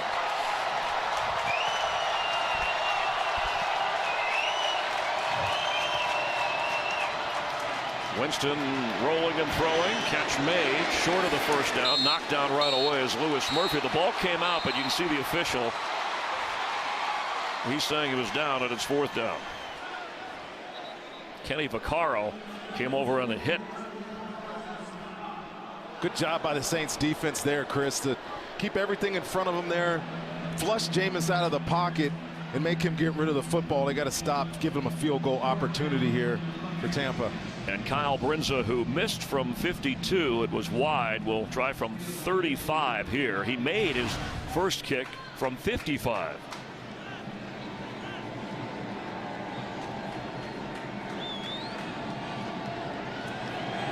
To add to the Saints lead, and he works it in there. It's now Tampa Bay 20 and the Saints 7. You're watching the NFL on Fox from the Superdome in New Orleans.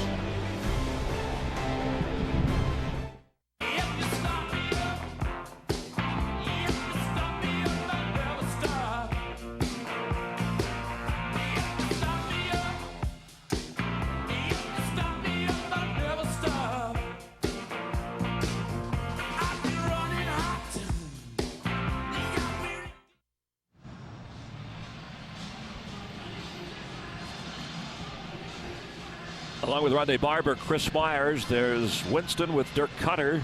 Came over from Atlanta. Drew Brees knows he needs touchdowns. It's a two-score game at the moment. The Saints have lost 5 straight home games. And their home opener here, they're on the ropes. Marcus Murphy lets it go. 20-yard line is where Brees. And the Saints will take over on offense, trailing the Bucs.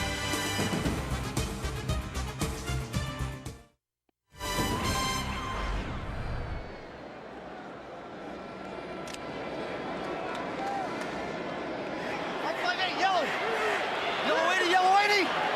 Ready, come on, here we go, fine, Josh. 80, let's On first down, Kyrie Robinson carries, and where has he been all day? A first down run across the 31-yard line. And watch him put his head down at the end of this run. This guy loves contact. I would hate to be this DB right here. Chris Conte. Oh, man. Low man usually wins.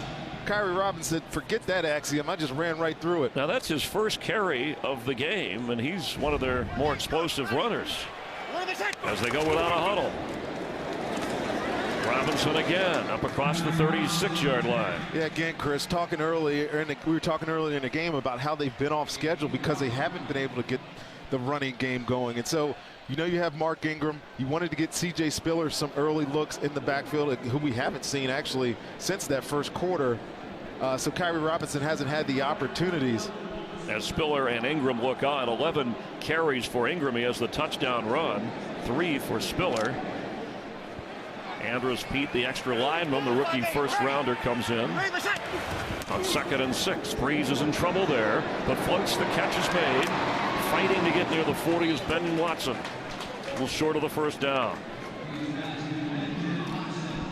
Well, you can tell Sean Payton is going to stay patient with his offense here.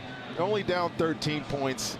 You know you have the ability with your quarterback to move the ball down the field. All you have to do is convert some first downs. They just haven't been able to do it.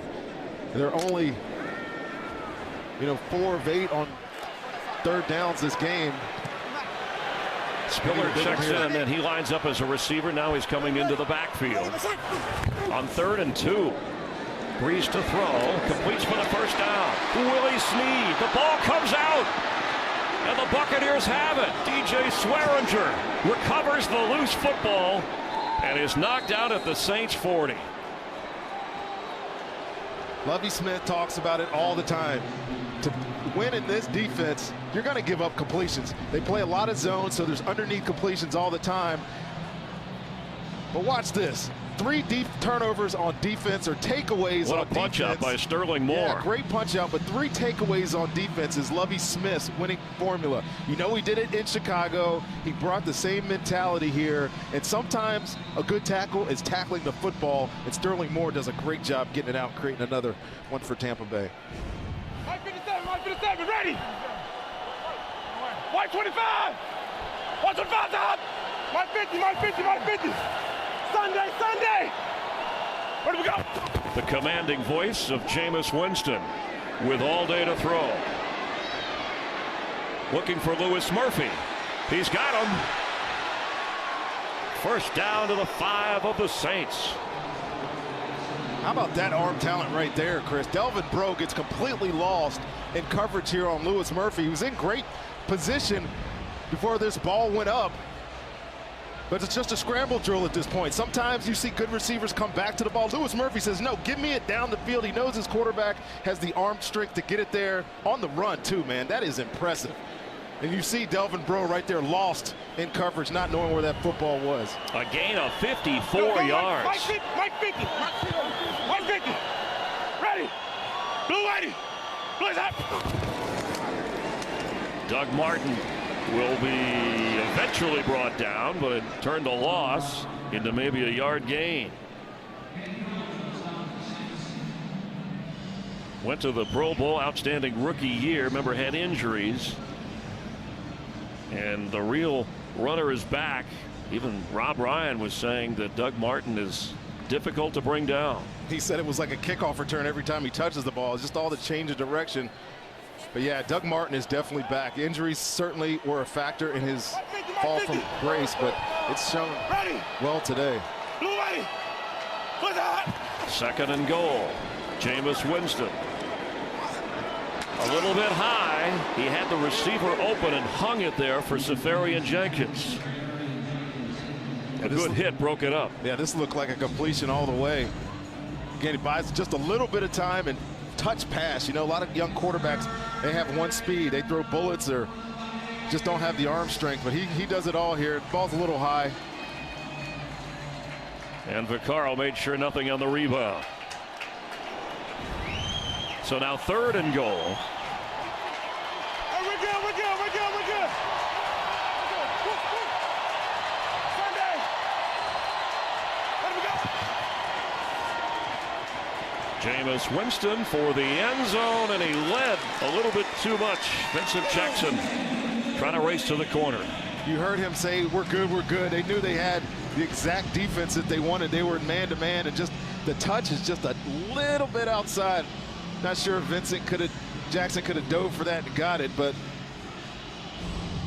just a little miscue by the quarterback. And look at him, he knows that he had what they wanted and just weren't able to execute quite good enough to get another touchdown. Winston indicating that's on me. If I'd have floated it right for Jackson, we might have had 6. So they have to settle for an attempt again by Kyle Brinza. 2 out of 3 today from 22 yards. And he nails it. A 23-7 lead. Lovie Smith said last week was just one game. That does not define us. Today they're proving it.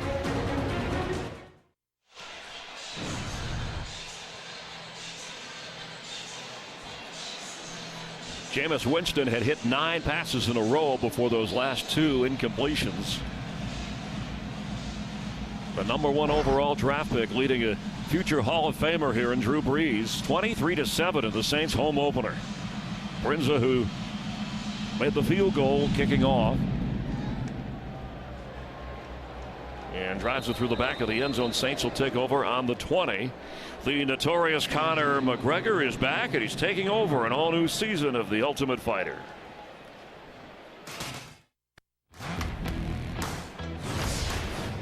Well, the Saints turnovers on both of their second half possessions. A Brees interception and then a fumble after a catch.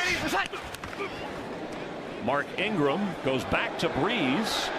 Brees is looking deep for Willie Snead, and he can't get there. Pass hung around a little bit. 2 Buccaneers in the area. Bradley McDougald was over there to get in the way. Let's check in with Jennifer Hale.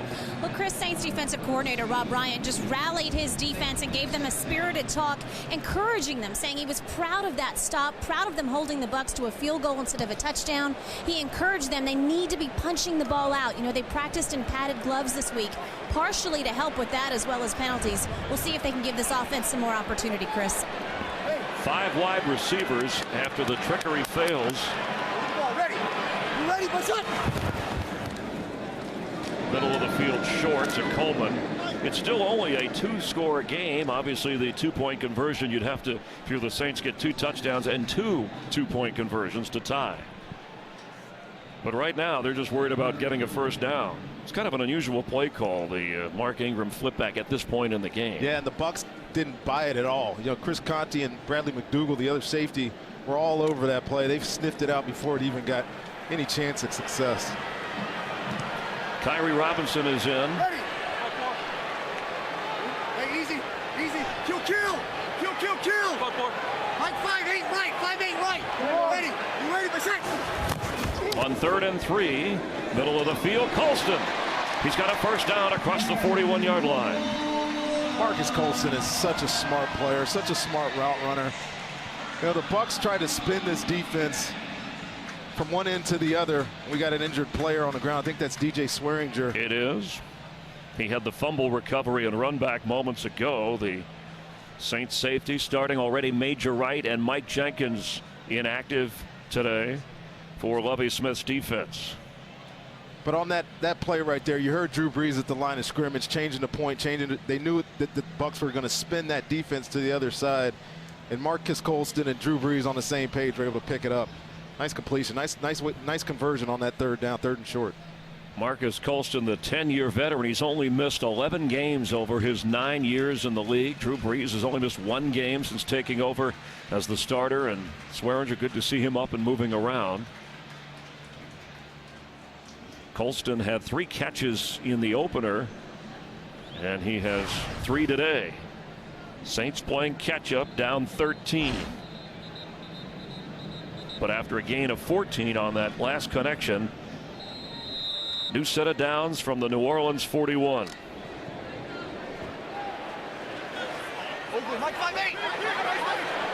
Ready. The screen, Kyrie Robinson. He spins up near the 50-yard line, a little short of the first down, and still going. He was knocked out and got up, and the whistle didn't go. The Saints are saying, the Bucs are saying he was down. The Saints are saying, let's move along and snap it. Brees trying to get everybody to the line. Call it a 21-yard gain. Not leaving any. Here comes the challenge flag. Brees was trying to get it snapped before Lovie Smith could challenge. And Rhonda, you take me through the play. Let's see if he was down or not. Well, last week there was about 10 of these plays. Got Max Unger out in front, Tim Lolito. Get the ball in the running back's hand. Let these tough Tampa Bay runners. is challenging the ruling on the field that the runner was down prior to where we spotted the ball. We'll review the play. Hand does not count as being down by contact. Is the knee, can you clear? Remember, it has to be clear to overturn it. If his knee touches the ground, his left knee does touch the ground right there before he gets up. But last week against Arizona, this was the primary use for these running backs out of the backfield. We haven't seen much of it today. There's a lot of arms and legs in there. Yeah, you could see his left knee. I can see his left knee. And there's the forearm touching with the ball. Ground. Yes, Chris. Yeah, that's an extension. Is down. So he is down. Of the down by contact. You'll get a better picture here. Left hand, no, knee down, and then the forearm for good measure. He is down. Good challenge by Lovie Smith. And quickly had to get it out because you saw Brees run the offense up to the line and trying to snap it. So it will be short if they do overturn it of the first down. There's such a bigger emphasis this year in the preseason and in the regular season with the Saints on getting their running backs more involved. You know, you want to be able to run the football effectively. You know, they get C.J. Spiller.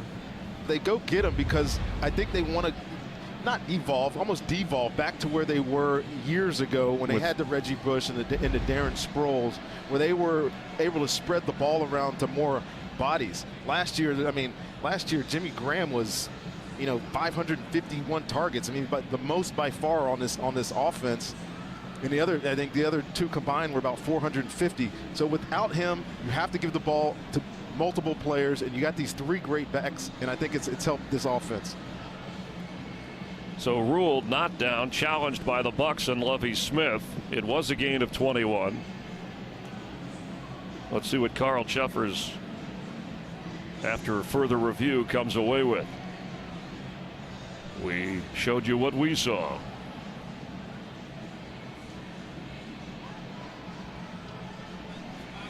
After review, the runner was down, and he is short of the line to gain. It will be 2nd and 1.5 on the 49.5-yard line. Tampa Bay will not be charged with a timeout.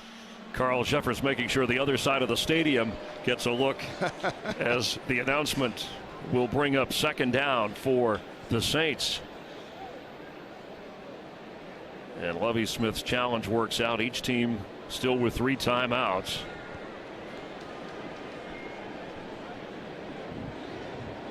.32 seconds remaining here in the third quarter. Time, an enemy of Drew Brees and the Saints, just like the scoreboard. Ready. Mike 5-8, yellow. Yellow 80. Ready. Blue 90, best set. Kyrie Robinson on the flip has room. Robinson with a first down. All the way to the 37 of Tampa Bay. And That'll bring the third quarter to an end in New Orleans. The Bucs 23, the Saints 7, but the Saints are on the move. We're glad you're watching the NFL on Fox.10月の J スポーツ、欧州サッカー、プレミアリーグ、ブンデスリーガなど毎節生中継を中心に放送。4年に一度のラグビー最強国決定戦、ラグビーワールドカップイングランド大会、全48試合生中継。ツール・ド・フランス埼玉クリテリウム、ジャパンカップなど国内開催の注目レースを放送。メジャーリーグ中継、ポストシーズン全試合放送。フィギュアスケーターのオアシス、ケンジの部屋。10月のゲストは村上大輔選手でお送りします。詳しくは J スポーツカスタマーセンターまで。 Start of the fourth quarter, and there's Jimmy Buffett. I wonder if he's thinking the Saint offense has been in Margaritaville much of this afternoon. Ready? Mark Ingram, some tough runs. Excuse me, Kyrie Robinson, who's come in and had some tough runs and has really kind of re-energized the Saint offense. It really has. I'm glad you mentioned that, Chris, because early in this game we were seeing a lot of C.J. Spiller, who's checking into the game right now, and he's more of the change-up back, the guy that does some of the specialty things on this offense. But Kyrie Robinson is a tough runner, man, and I'm surprised that he didn't get many touches in the first half of this game. And also capable as a receiver. After a 5-yard pickup, low snap, Breeze handles on second down and knocked away. It was a low pass trying to go to Josh Hill, and Quan Alexander was there. Let's get a game break, get an update with Mike Hill.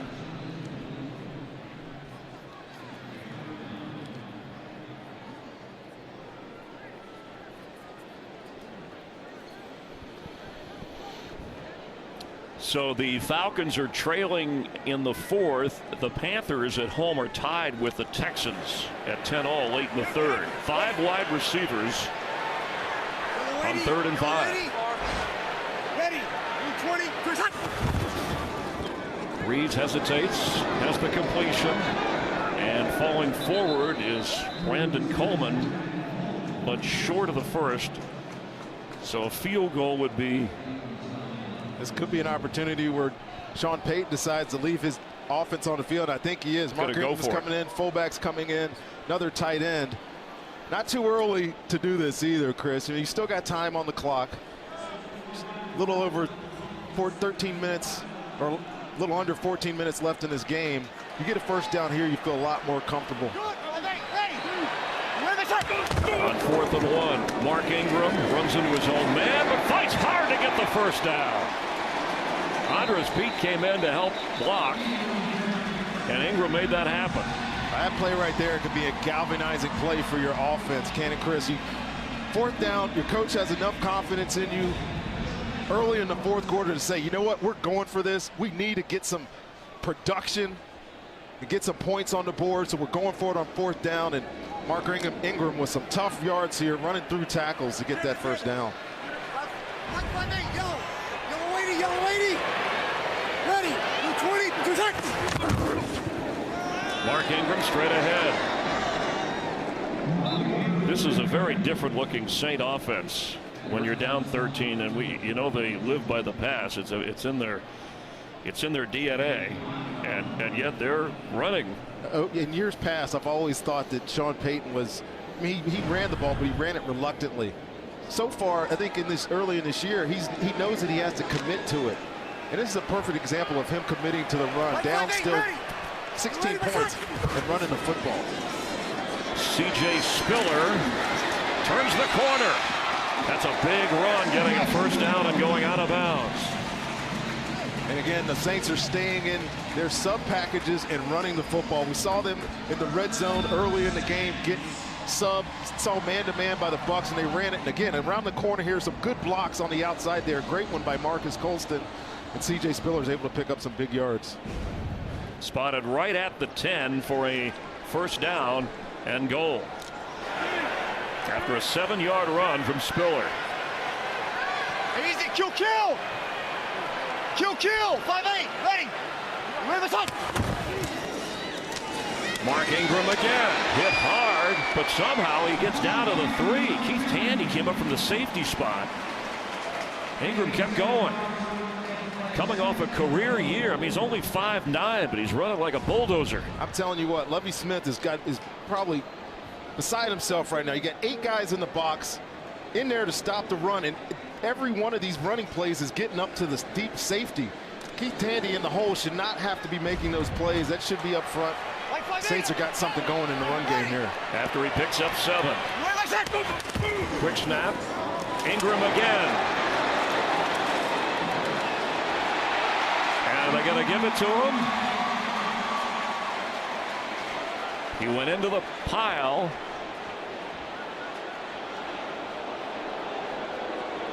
It'll be 3rd and goal. Yeah, they're going to looks like they're going to say his momentum to this pile late. 64 right there on the side of your screen, and tries to pull Mark Ingram into the end zone. You can't do that. You can push him into the end zone, but you cannot pull a runner into the end zone, and he called him down by contact just short of the goal line. So the ball is practically touching the goal line. Sean Payton brings in the extra lineman. Look at that. 7 runs so far in this drive, and they're hoping for one more to get them across. And I think Sean's going to have to use a timeout. Sean Payton is calling for it. The play clock was running down. And that could be costly when you are playing catch-up and just over 10 minutes left in the game. New this season, stream live local Sunday afternoon games right on your smartphone with NFL Mobile.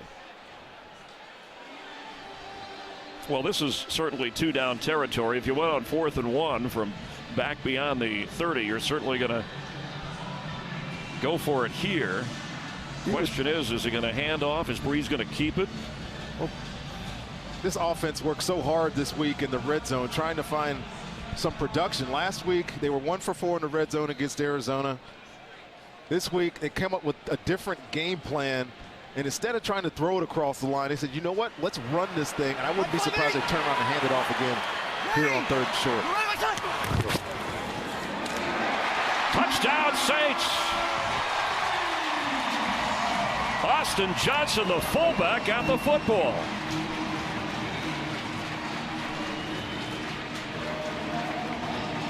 And they're going to go for 2, which would make sense because you've got to cut this lead and keep it a 1-score game. Dive option here. You see the back release out, but the Bucs up front forget about the fullback. Penetration was on the side of the Saints offensive line. He's able to fall in pretty easily for that touchdown.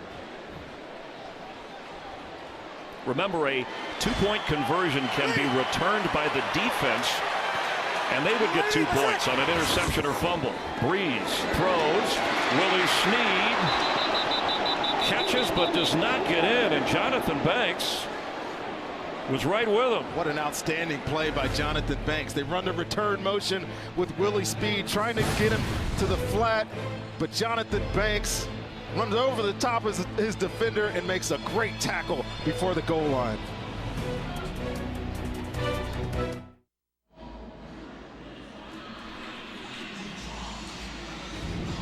Sean Payton, after the 2-point conversion fail, look, it looks like he's asking Drew Brees, why did you change the play? And look how close this was. The catch, had he just broken the plane, that 2-point conversion would have been inches. Look at that, good. Inches. Excellent defensive play. So it's still a 10-point game, but a 2-score game. Bucs leading the Saints with Morstead kicking off, and touchback, 20-yard line. Jameis Winston, 13 out of 19, 191 yards. He's thrown for a touchdown, he's run for a touchdown, and his team has the lead.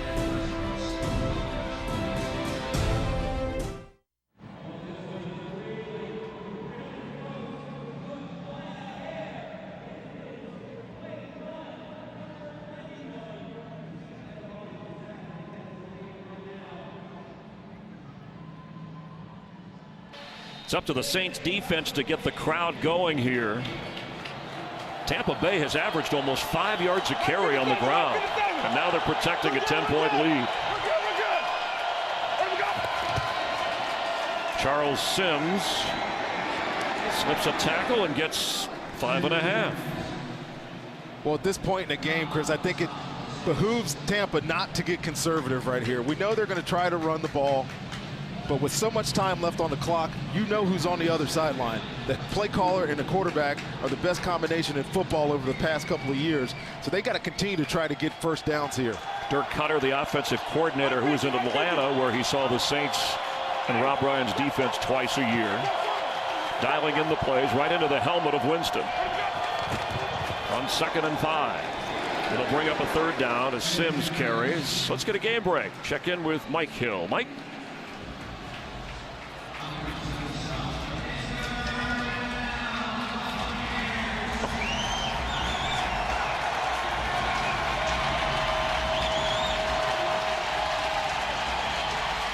Whoa, did I just see what I thought I saw? You did see it. Holy cow. He does amazing things every Sunday. It's 3rd and 3.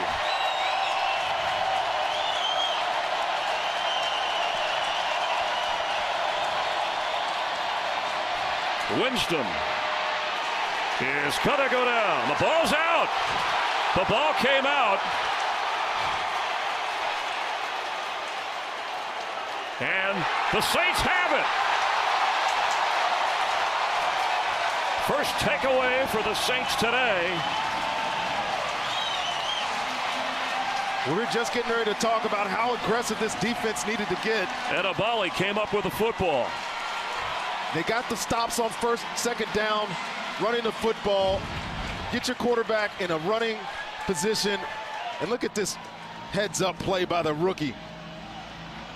Kakaha goes in there and just steals a ball from Jameis Winston. It's the last thing you want to happen if you're this quarterback. He forced it, and Abali came up with it. The Buccaneers, 23 straight games with a giveaway, the longest active streak in the NFL.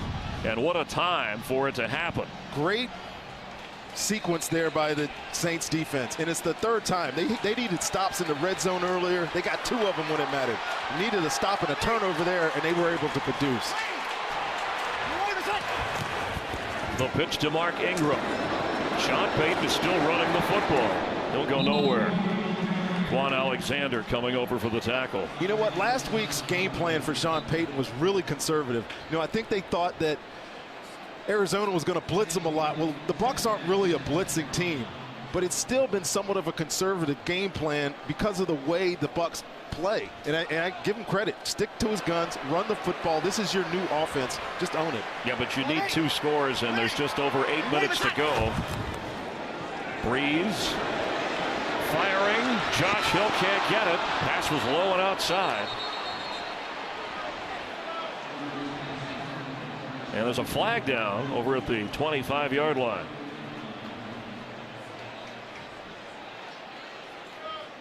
Illegal motion, number 13, offense.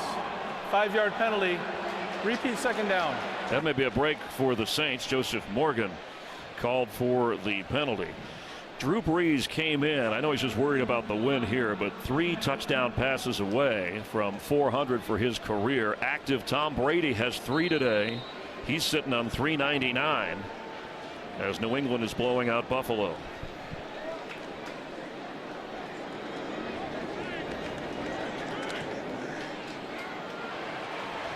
So from the 24-yard line,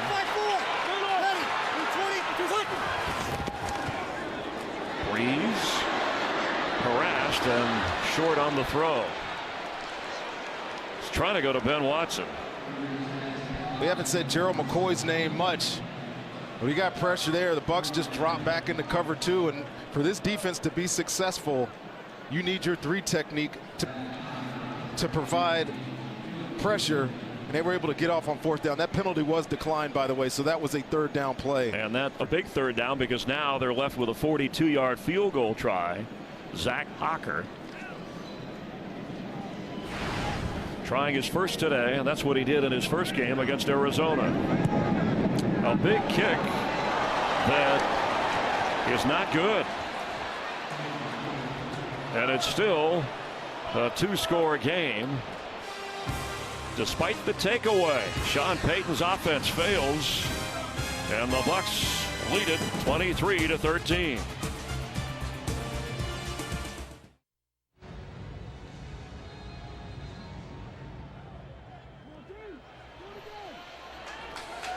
Bucs take over with great field position after the missed field goal. Doug Martin carries. And the ball came out again. Cameron Jordan has it for the Saints. It's another New Orleans takeaway. Wow, that's unbelievable. That's unbelievable. If you're the Saints, you're like, okay, let's try this again. Doug Martin, who's been reliable, he doesn't even get hit. And he coughs up that football.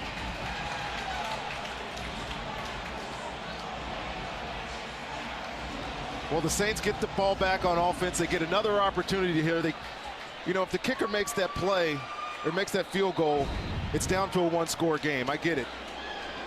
But now let's see if Sean Payton goes for the jugular like he used to do back in his early days here. Kyrie Robinson straight ahead. Robinson spinning out of the 16.5-yard line.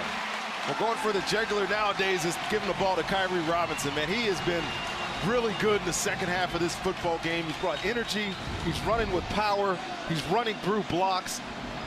You see the penetration there by Gerald McCoy, but just another seam in a single high defense. 8 guys in the box, and they're still able to run the ball. It's a credit to this running offense right now. A gain of 14. Robinson stays in.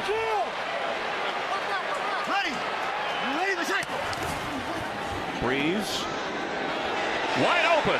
Pass caught. Touchdown Saints. Willie Snead. There is a flag down at the 10-yard line. That's in that area of illegal pick. And it's interesting where this flag came from, Chris. It came from all the way across the field.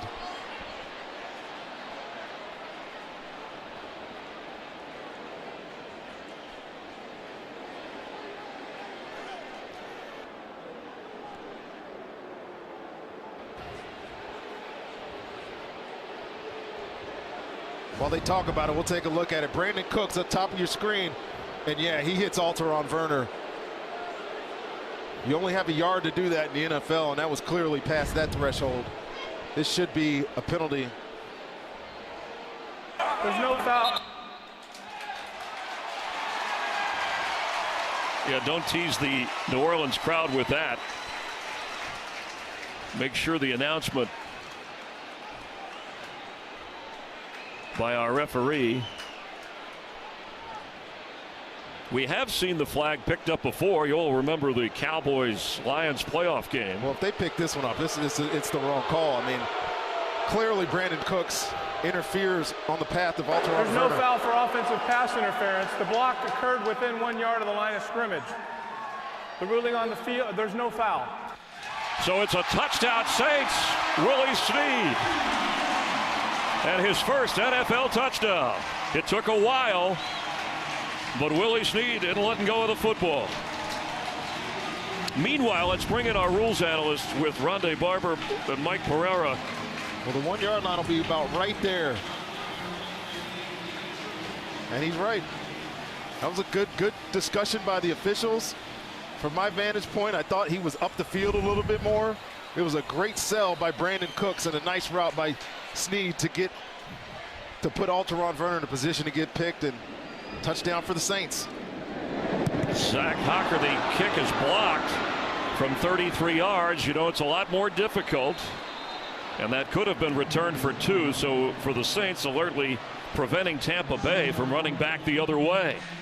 We're going to hear from Mike Pereira in a moment on the flag, no flag. The Saints are 4 points down. 参ったな、こんなところで。誰か。あ、そうだ。アクサダイレクトなら位置や登録情報を瞬時に把握。スタッフが迅速に駆けつけてくれる。デジタル技術を活用しよりスピーディーに進化したアクサプレミアムロードサービス。そういえば車の修理ってどうなってるんだっけ？保険金の支払いも。そうだ、アクサダイレクトは保険金の支払い状況がいつでも確認できて安心。修理から納車までは指定修理工場アクサパイロットガレージが対応しています。もしあの時車同士だったら事故の後はもっと大変だよな。アクサダイレクトなら事故対応のプロが直接お伺いして相談に乗ります。充実した訪問面談サービスアクサフィールドサービス。これがチームアクサ一丸の対応力。頼れるね。この安心感をグッドプライスで 96.3% の方にご満足いただいています。まずはお電話で無料見積もりを。 0120-989-133 989-133。ゴールド免許のあなた、自動車保険の見直しはアクサダイレクト。ペット保険も。Will Goldston with the block of the extra point is big because now it's a 4-point Tampa Bay lead. It's the third extra point today that was either blocked or missed, and the seventh so far this year. So this new rule, this new spotting from the 15 having an effect as the Saints get ready to kick off. You know what it does? It encourages defense to get after it. A lot of times in those extra points, defenses would take time off, but not anymore. You get a chance for 2 points, they go get it. Waving everybody off, so here come the Bucs after a couple of fumbles. Will take over at the 20. Mike Pereira, your thoughts on the flag, no flag? Well, I'll tell you, I think it was a great pickup by the officials to pick it up because I, like Rondé, thought it was a foul initially, but it has to be more than a yard. And then the other element, the defender has engaged the receiver.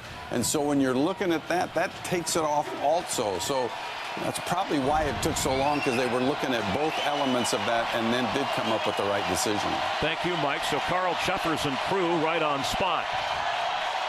Handoff, Doug Martin. And tough yards. So the crowd coming to life here, even though the Saints trail by 4. And for Drew Brees, he's now 2 touchdown passes away from 400 in his amazing career. Well, if you're the Tampa Bay Buccaneers right now, you're all about protecting this football. Yes, you want to create a first down and get some time off this clock, but 2 straight possessions with turnovers, and they got this crowd humming, man.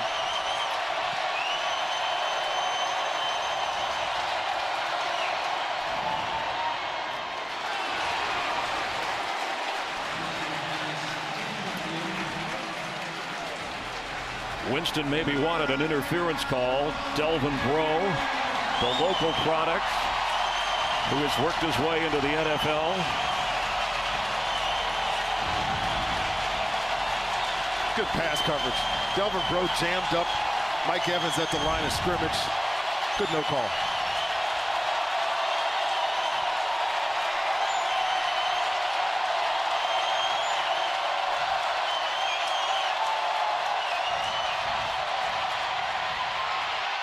Jameis Winston falls forward across the 30 and gets the first down. What a big first down that was. Instead of staying in the pocket and try to force a football, he sees the defenders with their back to him. So he just says, what? I'm going to take this and run.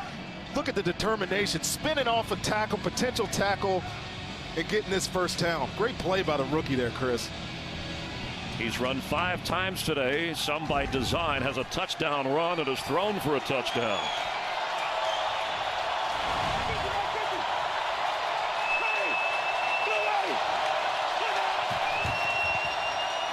Doug Martin shoved backwards. Under 6 minutes to play. Here comes a flag late.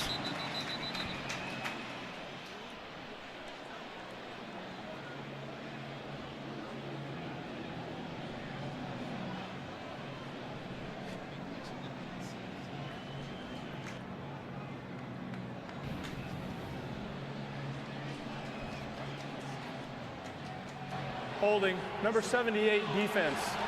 That 5-yard penalty will be added to the end of the play, automatic. First down. A defensive hold on Bobby Richardson, who's from Plant High in Tampa, Florida. Bobby Richardson's right here, I think, middle of your screen. And usually this call is because you're pulling somebody out of the way. But to be honest with you, I don't see that there, Chris. Yeah. There's not much there, not enough for a penalty. That should have been a no call. Let him play. 8 penalties accepted on each team. It's a first down. Martin.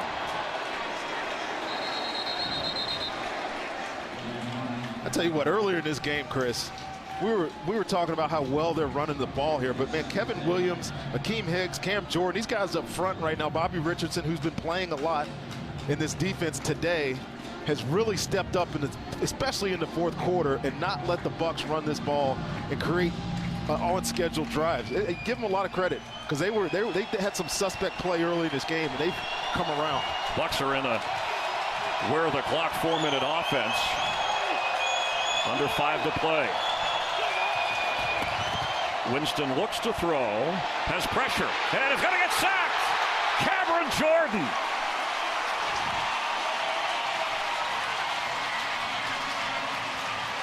Cam Jordan off the edge. Last week, much was made about how the Saints could not get pressure on the passer, but I'm telling you what, the film showed otherwise. At top of your screen up there, Cam Jordan got after the quarterback last week too. And here, Jameis Winston cannot hold on to that football. You absolutely cannot take a sack in that situation and set up a third and impossible for his offense.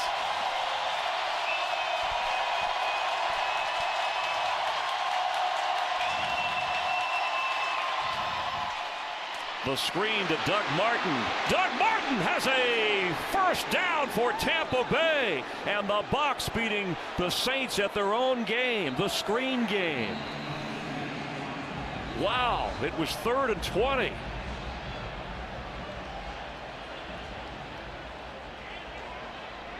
There's a flag down now. They're pointing. Tripping, number 68, offense. 10-yard penalty, 3rd down. And that is on Joe Hawley, who, as I mentioned, came in for Evan Smith, the starting center, who was injured early in the second half. And really, the offense has been completely different. He's in the middle, obviously, the center. Offense hasn't been able to run the ball, and then you get a costly penalty. I mean, okay, I get it. He did trip him. But you're legislating football games at the end of in the fourth quarter. I don't know about that one. But as it stands, it's a huge play. Well, it changes everything. Instead of a first down near midfield, it's 3rd and 14.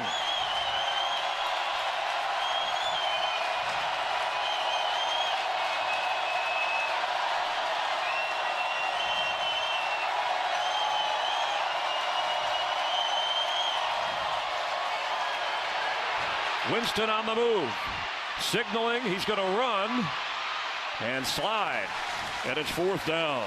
And the Saints defense, with 3:40 to go, did its job. I'll bring this back up again. 2 times the Bucs were down in the red zone.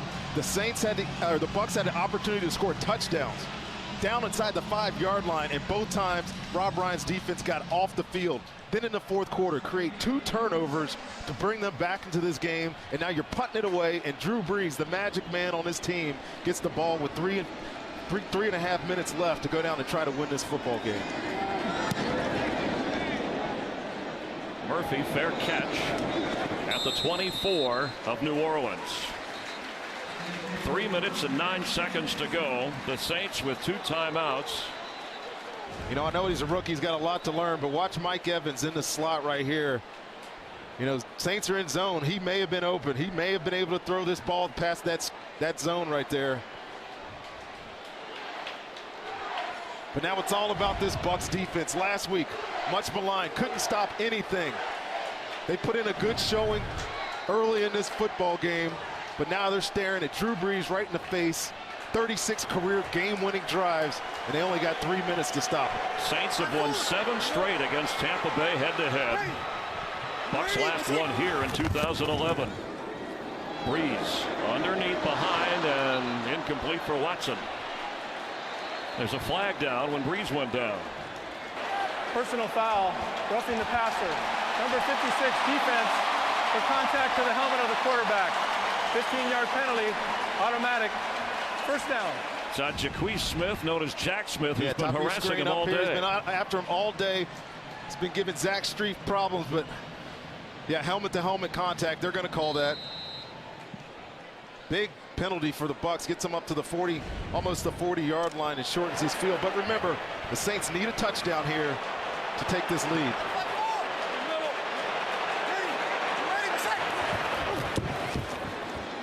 The screen, Mark Ingram is knocked down. The ball is out, and the Bucs were on it. And yes, recovery, Henry Melton. How about that? Two of Lovie Smith's Chicago defenders. Henry Melton recovers it. Chris Conte down in the box playing safety. Was he in bounds when he recovered it, though? Well, if his foot is touching the line, it will be out. But if he has possession of this football before he touches out of bounds, this is going to be close. That's close. This is going to be close. Now, you would have to challenge this. If it's well, it would be automatically reviewed if it's a turnover, and the rule is that it was. So they'll be looking at it automatically. No need to challenge. Well, if they say he has possession when he falls on it. The field is under review. If he say he has possession as soon as he falls on it, I think this stands as a turnover, but we'll see.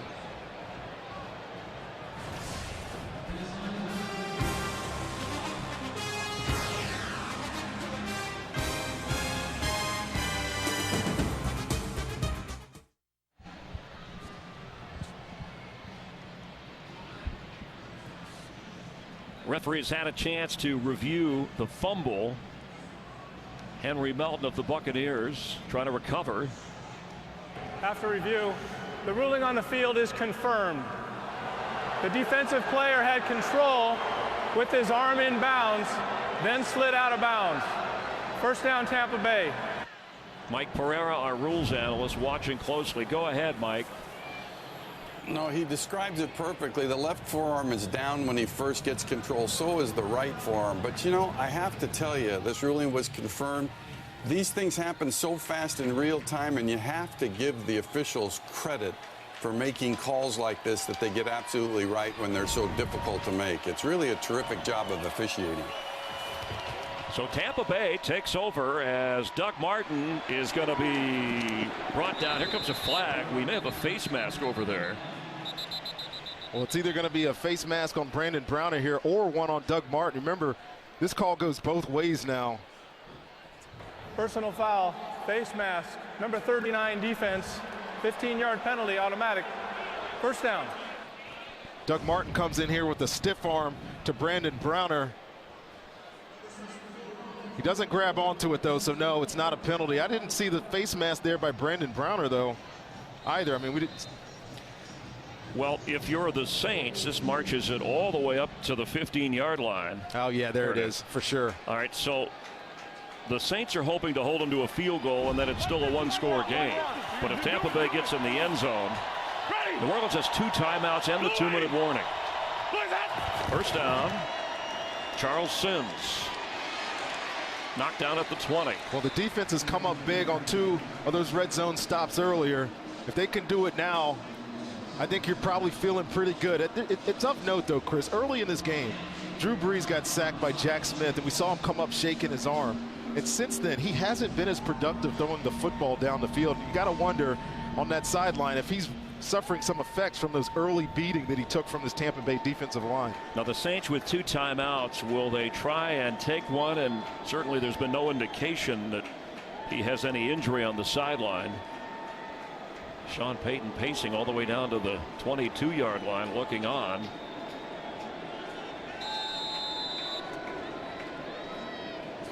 No.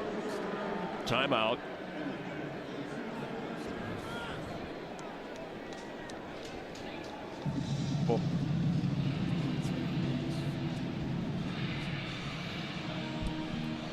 Well, it's certainly not what Saints fans expected in the home opener, but they've had some wild games in the division between the Bucs and the Saints. And New Orleans, we mentioned, has won the last 7. but this is a different Tampa Bay Buccaneer team. Oh, what a difference a week makes. Last week, it was ineptitude all over the place. Quarterback looked shaken. Defense looked suspect, but so far today, they've been after this team in a really tough environment here in New Orleans. You got to appreciate the way that the Buccaneers have responded. Well, their defense with 3 takeaways set up the offense as Doug Martin carries and is knocked backward. It'll bring up 3rd down, and we have just reached the 2-minute warning. The Saints and the Bucs will each have 2 timeouts. Who gets their first win of the year? Will it be the Saints or the Bucs?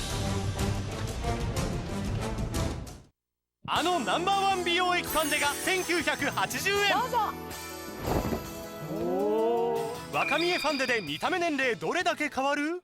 今回は老け顔メイクの奥様を表参道で直撃。すいません、ちょっとよろしいですか？この辺のシミとかそばかすが目立つものですから、ここをカバーするのはいいんですけれども、今度この辺のシワがすごく目立ってしまって。いいのがあるんですよ。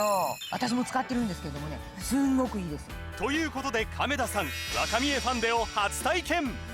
伸びがいいんですね。こんなに薄付きなのにシミがカバーできますね。綺麗。果たしてどうぞ。ご覧ください、この違い。すごい綺麗ですと。これほら隠れてるもん。ほらこの辺シミがね。息子どう？いや本当に自分でやったのかびっくりしましたさらに49歳南さんはどうぞ。これが若見え美容液ファンデの実力。なんと10年連続売上ナンバー1。40代、50代、そして70代も皆さん若見え美人に。美容液成分58種類 62% も配合。薄付きなのにシミ、シワ、ほうれい線もカバー。しかも崩れにくい。化粧直しをしなくてもいいっていうのが一番気に入ってますよねさらにあの柴田理恵さんもご愛用者。薄付きなのにシミがカバーできるんですよ。だから気に入ってます。これ1本でなんと5つの働き。しかも無添加。薬用クリアエステベールは1980円。なんと下地とパウダー付き。しかも送料無料。さらに便利なバッグもプレゼント。全額返金保証付き。30分間オペレーターを増やしてお待ちしています。0120-445-939 445-939。 Just how important is this game for only the second game of the year? Well, one of them, if they start out 0-2, look at your chances. 11% of making the playoffs. It's only 41% if you get to 1-1. Facing a 3rd down, protecting a 4-point lead. Doug Martin, the Bucs play it safe, and it'll be 4th down. And a timeout used wisely by New Orleans. They'll have 1 left with 1:56 to go. I think that's the right play call in this situation. You know that a field goal puts you in a situation where New Orleans has to go the length of the field in under 2 minutes just to tie. Of course, they can go for 2 points if they want. But you don't want to risk throwing the football down here, turnover, stopping the clock most importantly. You force New Orleans to use that timeout. You get your big leg kicker on the field to attempt a 30-yard field goal. Kyle Brinza, who made a 55-yarder, then was off on a 52, and then hit from 35 and 22. Will try and make it a 7-point game from 30 yards away.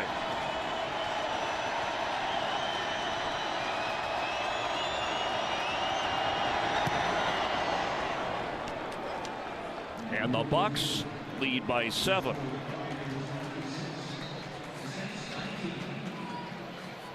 Coming up after this game, America's game of the week, the Cowboys and the Eagles.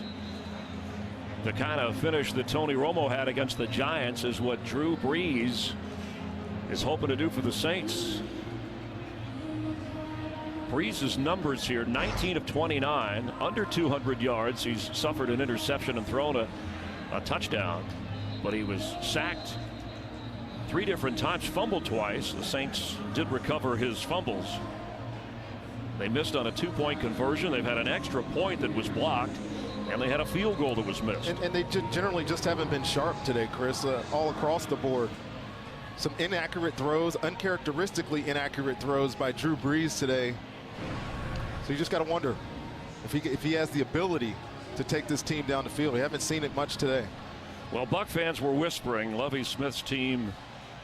He was brought in last year as a head coach to bring stability and credibility, and you thought he'd bring an improved defense. And after what happened in the opener against Tennessee, they were wondering.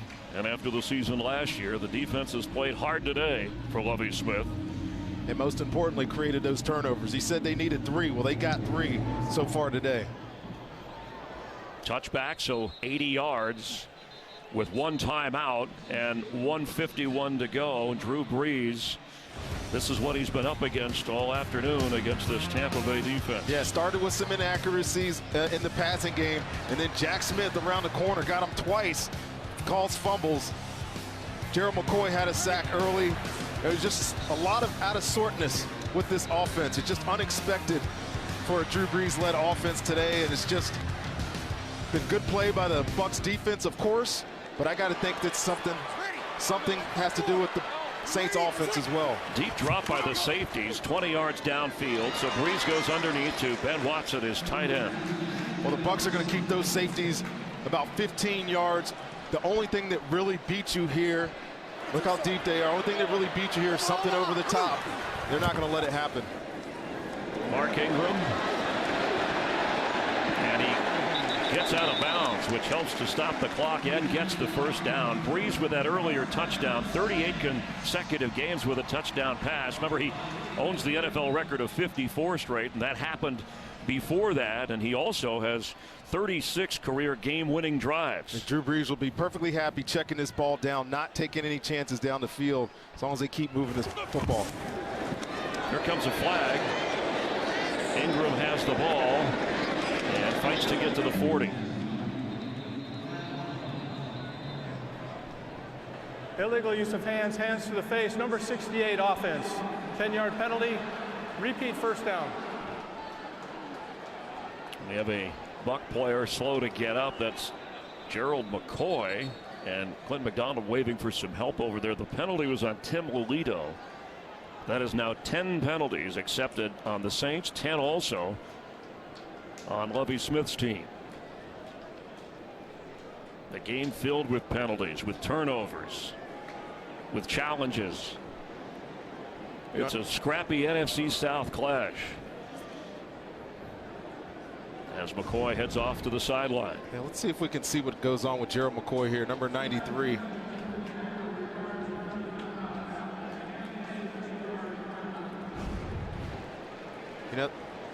You know, hands to the face there, but if of more import here is the fact that Gerald McCoy is walking off with some sort of shoulder or bicep injury. I'm not going to speculate what it is, but this defense thrives on his production in the middle, and without him, it's much more difficult to generate the necessary pass rush for this D.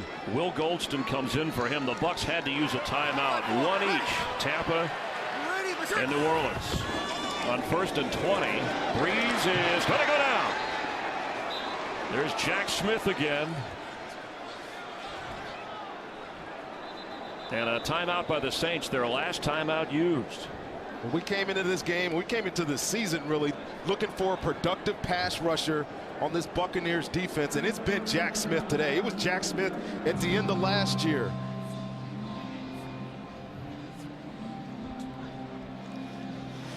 We welcome those of you that watch the Falcons and the Giants. An NFC South struggle here between Drew Brees and the Tampa Bay Buccaneers. With Rondé Barber up, Chris Myers and crew. Jameis Winston has thrown for a touchdown and run for a score. And takeaways from Tampa Bay's defense have made it very difficult. Mark Ingram got the Saints on the board with a touchdown run for the lead. Vincent Jackson hauling in the pass from Winston. Winston then running in. And then the fullback Austin Johnson for New Orleans. And Brees up against it now. He goes underneath to Cooks. Brandon Cooks gets up near the 40. It'll bring up 3rd down. No timeouts remaining for New Orleans. And he might be the most exciting player in this division, Chris. That was just unbelievable. A little 5-yard pass. Gets 19 yards on it. His 4th catch of the game. First down Saints. falling at midfield, Marcus Colston, but the clock runs. Well, they're going to need to get the ball to the sideline. No timeouts. You can't put the ball in the middle of the field too much more often, or they're going to run out of time.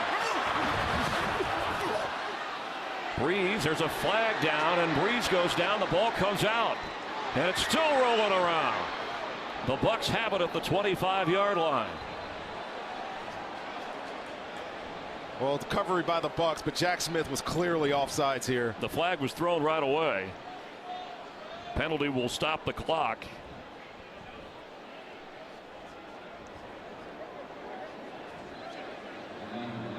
Well, they're discussing it. I mean, I think it was pretty evident this was 56. Offside, defense, 5-yard penalty, remains first down.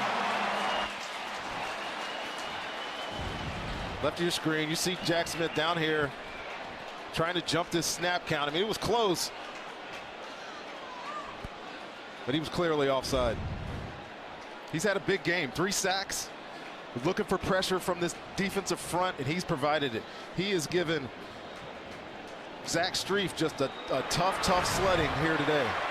11th penalty on the Bucs today. They had 12 last week.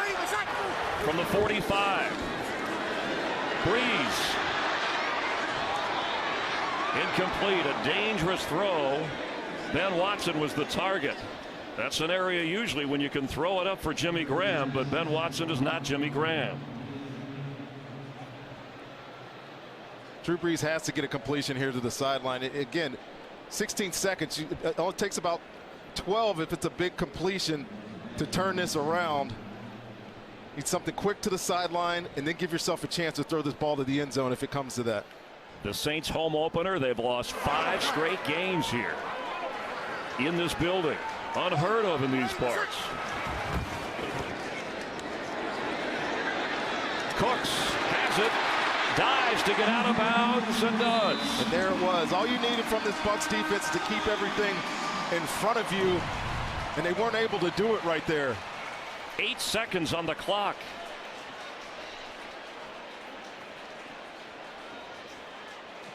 After a pickup of 18. The corner over there needs to play deep to short. That ball needs to go to Mark Ingram in the flat. Now, how much time does Breeze have? Time for 2 plays? Again, it's got to be to the end zone here. The deep defenders, you see them down there on the goal line. They have to defend the goal line. Do not skate into the end zone. Keep everything in front of you and make tackle. We have a timeout, Tampa Bay, and the Buccaneers used their last timeout. Lovie Smith wanted to discuss what Sean Payton is dialing up. Today's game of Mike Burke's production, directed by Michael Frank, our technical producer Tom Lynch, Ernest Bauer, our technical director, Mike Strack, our broadcast associate director Tavis Strand. Audio mixer is Kevin McCluskey. Our thanks to Rick Odioso and James Petralka in the booth. Also want to thank Nelson Luis of the Bucs media staff, and from the Saints, Fitz Allison, his wife Killian, her daughter Lily, recently parents. Congratulations to them taking in a wild game here. The Saints will be at Carolina next Sunday. Carolina leading Houston by 7 with 3.5 to go in that game. Defend the goal line if you're the Tampa Bay Buccaneers. And really, anything in here, any completion in here, ball game is over.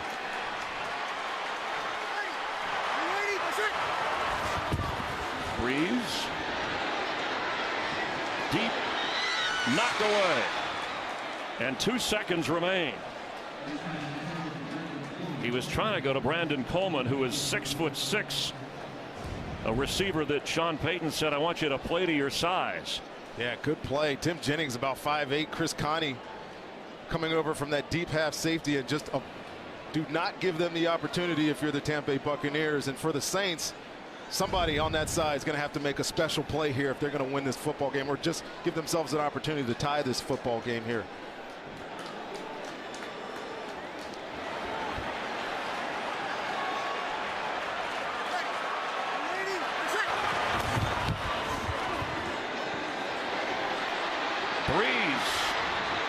Heaving it for the end zone, and game over.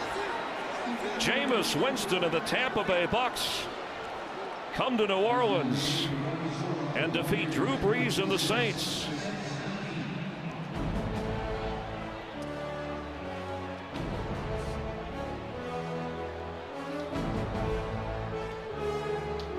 Jameis Winston, 14 of 21, over 200 yards, a touchdown through the air, a touchdown on the ground.